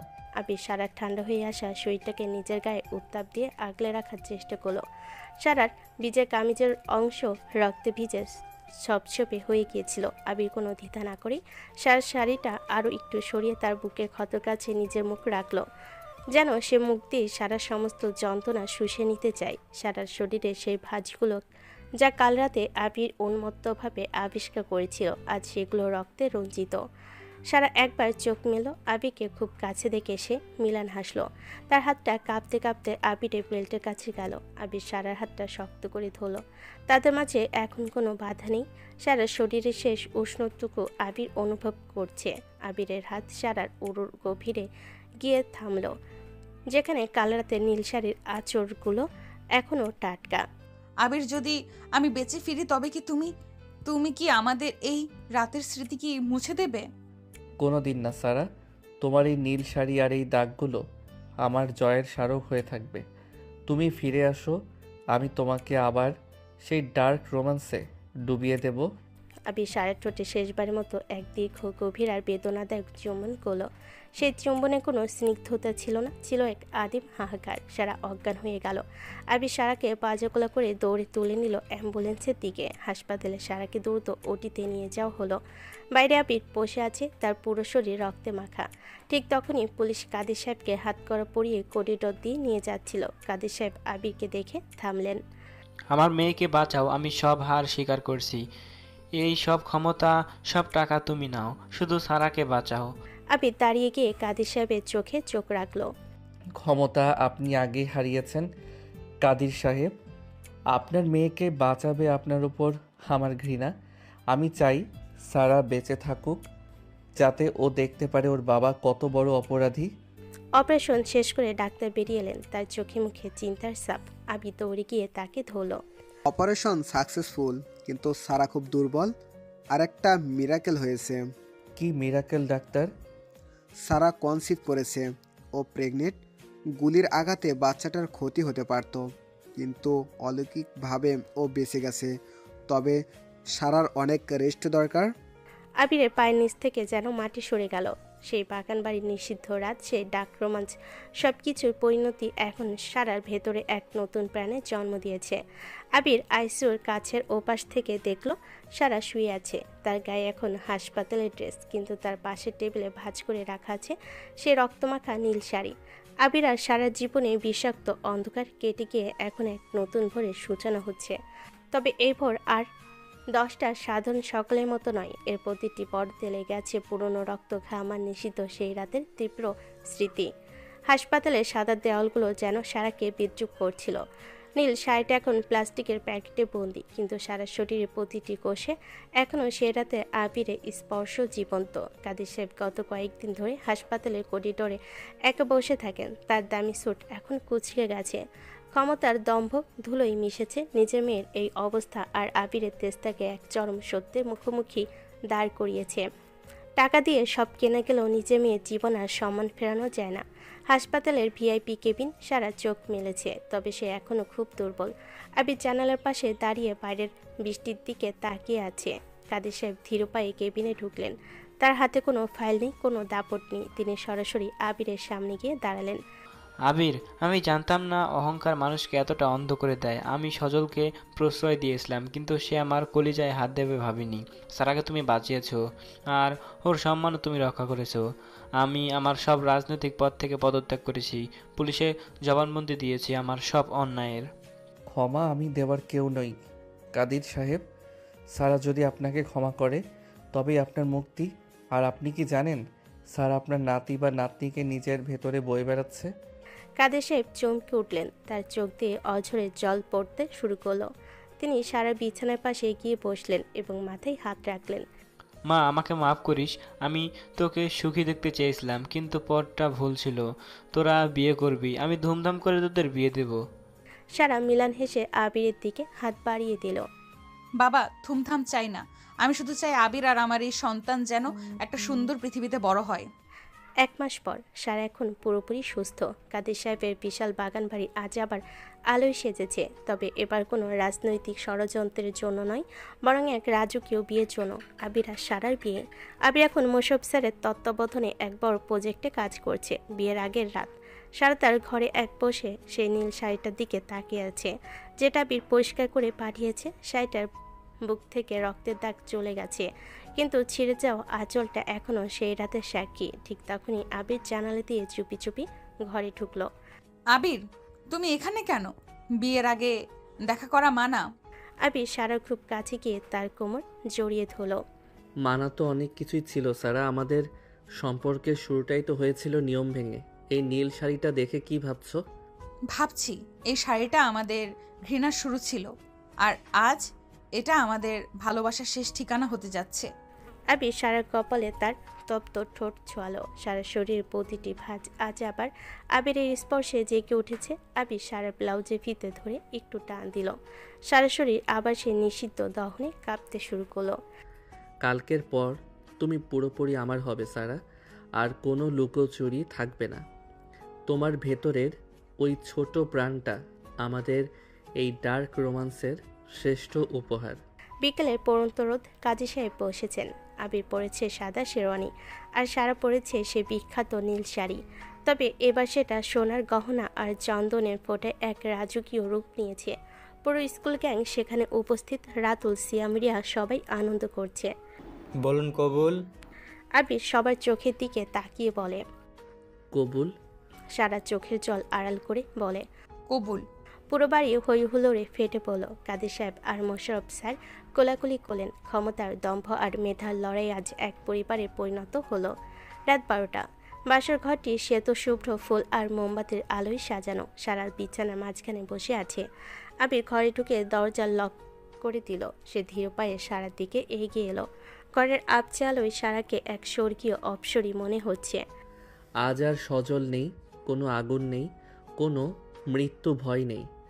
আজ শুধু তুমি আর আমি। আবির সারার ঘুমটা সরিয়ে মুখটা দুহাতে তুলে ধরল। সারার ঠোঁট কাঁপছে। আবির আলতো করে সারার ঠোঁটে চুমু খেলো। এবারে চুম্বনে কোনো প্রতিহিংসা নেই, আছে কেবল অগাধ ভালোবাসা। আবির সারা নীল শাড়ির আঁচলটা ধীরে গতিতে কাঁধ থেকে নামিয়ে দিল। সারা নগ্ন কাঁধে এখনও সেই কালশিটে দাগটা হালকা হয়ে আছে। আবির সেখানে পরম মমতায় মুখ রাখলো। উফ আবির, তুমি এখনো সেই বুনো রয়ে গেলে। তোমার জন্য আমি সবসময়ই বুনো থাকবো সারা। এই নীল শাড়িটা আজ আমি নিজের হাতে খুলবো, যেমনটা সেই রাতে পরিস্থিতি কেড়ে নিয়েছিল। আবির খুব সাবধানে সারা শাড়ির প্রতিটি ভাঁজ খুলে ফেল। সারা আবিরের প্রশস্ত বুকের ওপর নিজেকে সঁপে দিল। নীল শাড়িটা এবার বাসর ঘরে ফরাস থেকে নিচের মেঝের উপর লুটিয়ে পড়ল। আবির সারার সন্তান সম্ভবা পেটে হাত রাখলো এবং সেখানে একটি পবিত্র চুম্বন করলো। তুমি আমার রাজকুমারী ছিলে, আছো এবং থাকবে, আর আমাদের এই সন্তান হবে আমাদের যুদ্ধের জয়তিলক। অন্ধকারে তাদের শরীরে মিলন এক মহাকাব্যের রূপ নিল। সেই রাতে সেই ডাক রোমাঞ্চ আজ এক পবিত্র বন্ধনে পূর্ণতা পেল। বাসে ঘরের নিস্তব্ধতায় কেবল শোনা যাচ্ছিল তাদের আনন্দের অশ্রু আর দীর্ঘশ্বাসের শব্দ। সকালবেলা আবির আর সারা বারান্দায় দাঁড়িয়ে সূর্যোদয় দেখছে। কাদের সাহেব নিচে বাগানে হাঁটছেন। আবির সারার কাঁধে হাত রাখলো। আবির, আমরা কি সবসময় এমন থাকবো? থাকবো সারা, কারণ আমাদের ভিতটা অনেক শক্ত। আমরা একে অপরের অন্ধকার দেখেছি, তাই আমাদের আলোটা এখন অনেক বেশি উজ্জ্বল। বিয়ের পর 8 মাস কেটে গেছে। সারা এখন কাদের ভিলার রাজকীয় আভিজাত্য ছেড়ে আবিরের সাথে মোশাররফ স্যারের দেওয়া একটা ছোট্ট ফ্ল্যাটে থাকে। কাদের সাহেবের সব সম্পত্তি এখন সরকারি বাজেয়াপ্ত হওয়ার প্রতিক্রিয়ায়, তাই সারা নিজের ইচ্ছেতে এই সাধারণ জীবন বেছে নিয়েছে। আবির এখন একটা ইঞ্জিনিয়ারিং ফার্মে ইন্টার্নশিপ করছে। দিনের বেলা হাড়ভাঙ্গা খাটুনি আর রাতে সারার যত্ন, সব মিলিয়ে আবিরের জীবন এখন দায়িত্বের জালে বন্দি। ভোর 6টা। ছোট্ট রান্নাঘরে সারা চুল্লা জ্বালানোর চেষ্টা করছে। তার চোখে মুখে ঘুমের ঘোর। পেট এখন হালকা উঁচু ভাব লক্ষ্য করা যায়। আবির পেছন থেকে এসে সারাকে জড়িয়ে ধরল। তার চিবুক সারার কাঁধে। আজও রান্নার ঝামেলা করছো কেন? আমি তো বলেছি বাইরে থেকে নাস্তা নিয়ে আসবো। বাইরের খাবার খেয়ে আমার ছেলের শরীর খারাপ হোক সেটা চাও? আর শোনো আবির, তোমার বেতন তো এখনো হয়নি, আমাদেরকে একটু হিসাব করে চলতে হবে তো। আবির সারা ঘাড়ে একটা ছোট্ট কামড় দিয়ে বলে, ইস, নেতার মেয়ে এখন পুরাই হিসাব রক্ষক হয়ে গেছে। দাও, খুন্তিটা দাও, আমি করছি। আবির সারাকে সরিয়ে দিয়ে নিচে রান্না শুরু করলো। সারা অপলক চোখে তাকিয়ে রইল তার এই হিরোর দিকে। একসময় যার সাথে ঝগড়া না করলে দিন কাটতো না, আজ তাকে ছাড়া এক মুহূর্ত কল্পনা করা যায় না। আবির সারাকে নিজের কাছে টেনে নিয়ে তার কপালে এক দীর্ঘ চুমু খেল। শহরের কেন্দ্রীয় কারাগার কাদের সাহেব আজ ঘানি ভাঙছেন। তার চোখে জ্যোতি হারিয়ে গেছে। ঠিক তখনই তার সাথে দেখা করতে এলো তার এক পুরনো আইনি পরামর্শদাতা। স্যার, সজল কিন্তু জামিনে বেরিয়ে গেছে। সে এখন আন্ডারগ্রাউন্ডে, আর সে আবিরের উপর নজর রাখছে। সে চায় সারার এই সন্তান যেন পৃথিবীর আলো না দেখে। কাদের সাহেব জেলে লোহার শিকল ধরে হাহাকার করে। না, সজলকে থামান। আবির আর সারা নির্দোষ। আমি আমার সব পাপের শাস্তি পাচ্ছি। আমার নাতিটার কোনো ক্ষতি যেন না হয়। কিন্তু সজল তখন শহরের এক অন্ধকার আস্থানে বসে আবির আর সারা বিয়ের ছবিগুলো ছুটছে। তার হাতে একটা ধারালো ছুরি। সে আবিকে মারতে চায় না, সে চায় আবিকে তিলে তিলে মারতে, তার প্রিয় সব কিছু কেড়ে নিয়ে। বিকালবেলা আবি সারাকে নিয়ে ডাক্তারের কাছে যায়। সারা আজ আবার সেই পুরনো নীল শাড়িটা পরেছে। আবি চেয়েছিল সে যেন আজ নীল শাড়ি পরেই আসে। চেকিং শেষে ডাক্তার জানালেন সব ঠিক আছে। ফেরার পথে লিফটে তারা দুজনে একা। নীল শাড়িতে তোমাকে আজও সেই রাতের মতোই পাগল করা লাগে সারা। আবির, এটা লিফট, মানুষ চলে আসবে। আবির সারার পিঠ লিফটের দেওয়ালের সাথে চেপে ধরে। আসুক, আমার বউ আমার অধিকার। কাল রাতে তো তাড়াতাড়ি ঘুমিয়ে পড়েছিলে, আজ কিন্তু আর ছাড় দিচ্ছি না। আবির সারার শাড়ির ভাঁজ দিয়ে হাত গলিয়ে তার কোমরে নরম চামড়ায় হাত রাখলো। সারা শিউরে উঠল। আবিরের স্পর্শে আজও সেই আগের মতো বিদ্যুৎ খেলে যায়। আবির সারার ঠোঁটে নিজের ঠোঁট মেলাতে যাবে, ঠিক তখনই লিফটের বেল বেজে উঠল। সারা হাসতে হাসতে দৌড়ে বেরিয়ে গেল। রাত 8টা। আবির অফিস থেকে ফিরছে, হাতে সারার জন্য কিছু ফল আর দুধ। গলি মোড়ে আজ লাইটটা জ্বলছে না। হঠাৎ পিছন থেকে 3-4টা বাইক এসে তাকে ঘিরে ধরল। বাইক থেকে নামলো সজল, তার মুখে এক পাশবিক হাসি। কিরে আবির, বাপের বাড়ি ছেড়ে বস্তিতে ঘর করে খুব সুখে আছিস, আর আমার হাড় যে ভেঙেছিলি সেটার কথা মনে আছে? সজল, তুই এখনো শুধরাসনি? জেল থেকে বেরিয়ে আবার মরতে এসেছিস? আমি না, আজ মারবে তোর স্বপ্ন। সারা এখন বাসায় একা, তাই না? আবিরের মাথায় আকাশ ভেঙে পড়ল। সে সজলের উপর ঝাঁপিয়ে পড়ল, কিন্তু সজলের গুন্ডারা হকি স্টিক দিয়ে আবিরের পায়ে আর পিঠে আঘাত করতে শুরু করলো। আবির রক্তাক্ত অবস্থায় মাটিতে লুটিয়ে পড়ল। সজল বাইক স্টার্ট দিয়ে গর্জন করে উঠল। যাও আবির, গিয়ে দেখো সারা কতক্ষণ নিঃশ্বাস নিতে পারে। এদিকে বাড়িতে সারা একা। হঠাৎ দরজায় কলিং বেল বাজলো। সারা ভাবলো আবির। সে দরজা খুলতে দেখলো দুজন মাস্ক পরা লোক দাঁড়িয়ে। তারা সারাকে ধাক্কা দিয়ে ভেতরে ঢুকলো। আপনারা কারা? কি চান? তোর বাচ্চার বলি দিতে আসছি, সজল ভাইয়ের হুকুম। সারা চিৎকার করতে চাইল, কিন্তু তারা সারার মুখ চেপে ধরল। তারা সারাকে সোফার উপর ধাক্কা দিয়ে ফেলে দিল। সারার পেটে পর্যন্ত আঘাত লাগলো। সে যন্ত্রণায় কুকড়ে গেল। ঠিক তখনই রক্তাক্ত অবস্থায় আবির টলতে টলতে ঘরে ঢুকলো। তার হাতে একটা ভাঙ্গা ইটের টুকরো। আমার পরিবারে হাত দেওয়ার সাহস তোদের কিভাবে হলো? আবিরের চোখের সামনে তখন অন্ধকার নেমে এসেছে। নিজের শরীরে রক্ত মাটিতে টপ টপ করে পড়ছে। কিন্তু সেই যন্ত্রণার চেয়েও বড় যন্ত্রণা হলো সারার আর্তনাদ। সজলের পাঠানো লোকগুলো যখন সারার উপর চড়ো হয়েছে, তখন আবিরের ভেতরে শান্ত ছেলেটা এক হিংস্র পশুতে পরিণত হলো। ঘরের ভেতর তখন ধস্তাধস্তি চলছে। সারা সোফার এক কোণে পড়ে নিজের পেটটা দুহাতে আগলে রেখেছে। তার চোখে মুখে মৃত্যু ভয়। আবির দরজার সামনে দাঁড়িয়ে আছে। তার কপাল দিয়ে রক্ত গড়িয়ে পড়ছে। এক চোখ বন্ধ হয়ে গেছে, কিন্তু তার হাতে ধরা সেই ভাঙ্গা ইটের টুকরোটা এখন তার একমাত্র অস্ত্র। আবির কোনো কথা না বলে সরাসরি প্রথম গুন্ডাটার উপর ঝাঁপিয়ে পড়ল। ইটের আঘাতে লোকটার মাথা ফেটে গেল। অন্য গুন্ডাটা বড় একটা ছুরি বের করে আবিরের দিকে তেড়ে এলো। আবির জানতো সে আজ দুর্বল, তার শরীরে শক্তি কম, কিন্তু তার পেছনে সারা আছে, তার ভালোবাসা আর তার অনাগত সন্তান আছে। আমার পরিবারের দিকে তাকালে তোদের কলিজা টেনে বের করে নেব। আবির চট করে রান্নাঘর থেকে এক মুঠো শুকনো লঙ্কার গুঁড়ো নিয়ে গুন্ডাটার চোখে ছিটিয়ে দিল। লোকটা যন্ত্রণায় চিৎকার করে হাত থেকে ছুরিটা ফেলে দিল। আবির সেই সুযোগে তাকে লাথি মেরে মেঝেতে ফেলে দিল এবং এলো পাথারি কিল ঘুষি মারতে শুরু করলো। ঠিক তখনই পুলিশ আর মোশাররফ স্যার ঘরে ঢুকলেন। সজলকে বাইরে পুলিশ ধরে ফেলেছে। গুন্ডাদের পুলিশ নিয়ে যাওয়ার পর আবির দৌড়ে গিয়ে সারাকে ধরল। সারা তখন যন্ত্রণায় ছটফট করছে, তার মুখটা ফ্যাকাশে হয়ে গেছে। সারা, সারা, চোখ খুলো, দেখো আমি এসেছি। পুলিশ ওদের ধরেছে। আবির, আমার পেটে খুব লাগছে, বাচ্চাটা ঠিক আছে তো? ও নড়ছে না কেন? আবি দেখলো সারা সাদা শাড়িটা রক্তে ভিজে যাচ্ছে। সে এক মুহূর্ত দেরি না করে সারাকে পাজাকোলা করে তুলে নিয়ে নিচে নামলো। মোশাররফ স্যার গাড়ি রেডি করে রেখেছিলেন।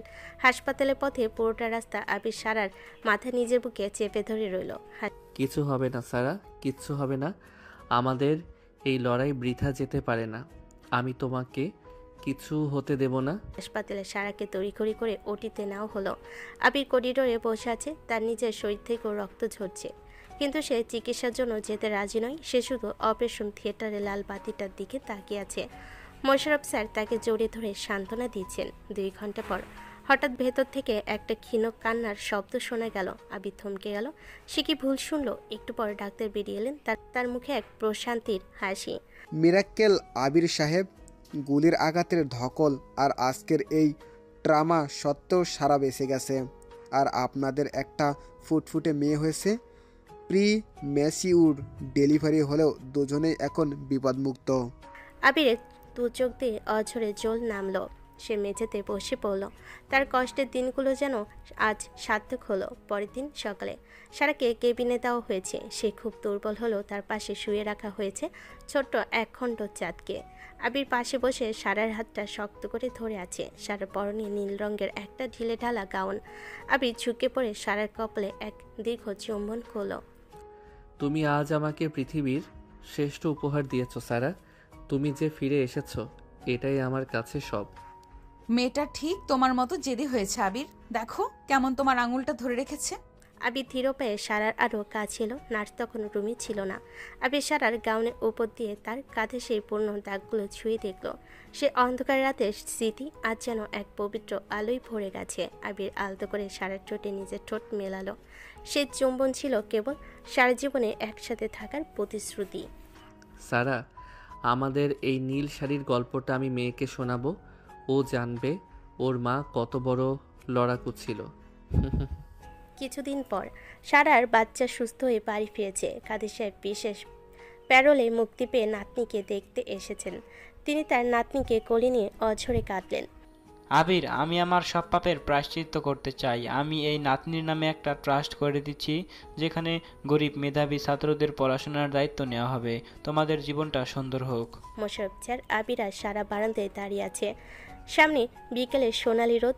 সারা আবিরের কাঁধে মাথা রাখলো। আবির তার এক হাত দিয়ে সারাকে আর অন্য হাত দিয়ে মেয়েকে আগলে ধরল। আবির, আমাদের ঝগড়াগুলো কি আর কোনোদিন ফিরবে না? ঝগড়া না থাকলে তো ভালোবাসাবাসি হবে না সারা। তবে এবার আর কোনো শত্রু থাকবে না, শুধু আমাদের এই ছোট্ট গ্যাং থাকবে। এভাবেই এক ব্যাকবেঞ্চার আর এক পলিটিক্যাল প্রিন্সেসের গল্প পূর্ণতা পেল। ঘৃণা থেকে শুরু হওয়া সেই পথ আজ ভালোবাসার এক বিশাল মোহনায় এসে মিশেছে, যেখানে শুধু শান্তি আর আগামী স্বপ্ন।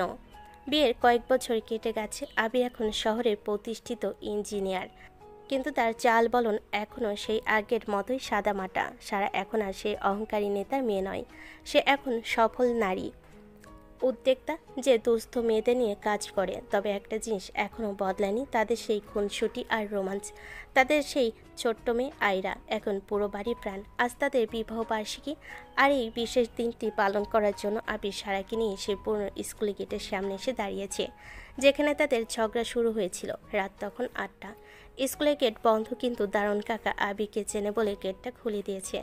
আবির আর সারা স্কুলের সেই কৃষ্ণচূড়া গাছের নিচে দাঁড়িয়ে আছে। সারার পরনে আজও সেই গাঢ় নীল রঙের জামদানি শাড়ি, যা আবিরের সবচেয়ে প্রিয়।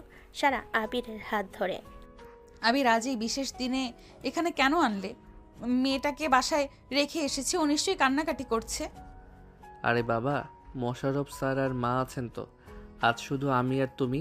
মনে আছে সারা, ঠিক এই জায়গাটাতে দাঁড়িয়ে তুমি আমাকে ফকিন্নি বলেছিলে? সারা হাসতে হাসতে আবিরের বুকে একটা কিল মেরে বলে, তুমি এখনো সেই পুরনো কথা মনে করে আছো? আমি তো তখন জানতাম না যে এই ফকিন্নি ছেলেটাই একদিন আমার মনের রাজা হয়ে বসবে। আর আমি ভাবতাম এই অহংকারী মেয়েটাকে যদি কোনো দিন সাইকেলের পেছনে বসাতে পারি তবেই আমার জীবন সার্থক। আজ কি একবার বসবে? আবির তার পুরনো সেই নীল সাইকেলটি বের করলো, যেটা সে যত্নে সারিয়ে রেখেছে। সারা হেসে তার দামি জুতো জোড়া হাতে নিয়ে শাড়ি সামলে সাইকেলের ক্যারিয়ারে বসলো। আবির পুরো স্কুল মাঠ ঘুরে বেড়াতে লাগলো আর সারা তার পিঠে মাথা রেখে গান গাইতে শুরু করলো। সাইকেল চালানো শেষে তারা দুজনে চুপি চুপি তাদের পুরনো ক্লাস 7-এর রুমে ঢুকলো। জ্যোৎস্না আলো জানালার গ্রিল দিয়ে ঢুকে বেঞ্চের উপর আলপনা তৈরি করেছে। আবির গিয়ে সারা সেই পুরনো ফার্স্ট বেঞ্চে বসলো। সারা, মনে আছে সেই ডায়েরি চুরির কথা? আজ তোমার সেই ডায়েরিটা কোথায়? সারা আবিরের খুব কাছে গিয়ে তার গলা জড়িয়ে ধরল। ডায়েরিটা হারিয়ে গেছে আবির, কিন্তু সেই ডায়েরির পাতায় লেখা সব স্বপ্ন আজ সত্যি হয়েছে। তুমি কি জানো, আমি ডায়েরির শেষ পাতায় লিখেছিলাম আবিরকে আমি ঘৃণা করতে চাই, কিন্তু কেন জানি পারি না। আবির সারার কোমর ধরে তাকে নিচের দিকে টেনে নিল। অন্ধকারের মাঝে সারা নীল শাড়ির আঁচলটা নিচে লুটিয়ে পড়ল। আবির সারার কানে ফিস ফিস করে বলল, ঘৃণা থেকে শুরু হওয়া গল্পগুলোই আসলে সবচেয়ে বেশি রোমান্টিক হয়।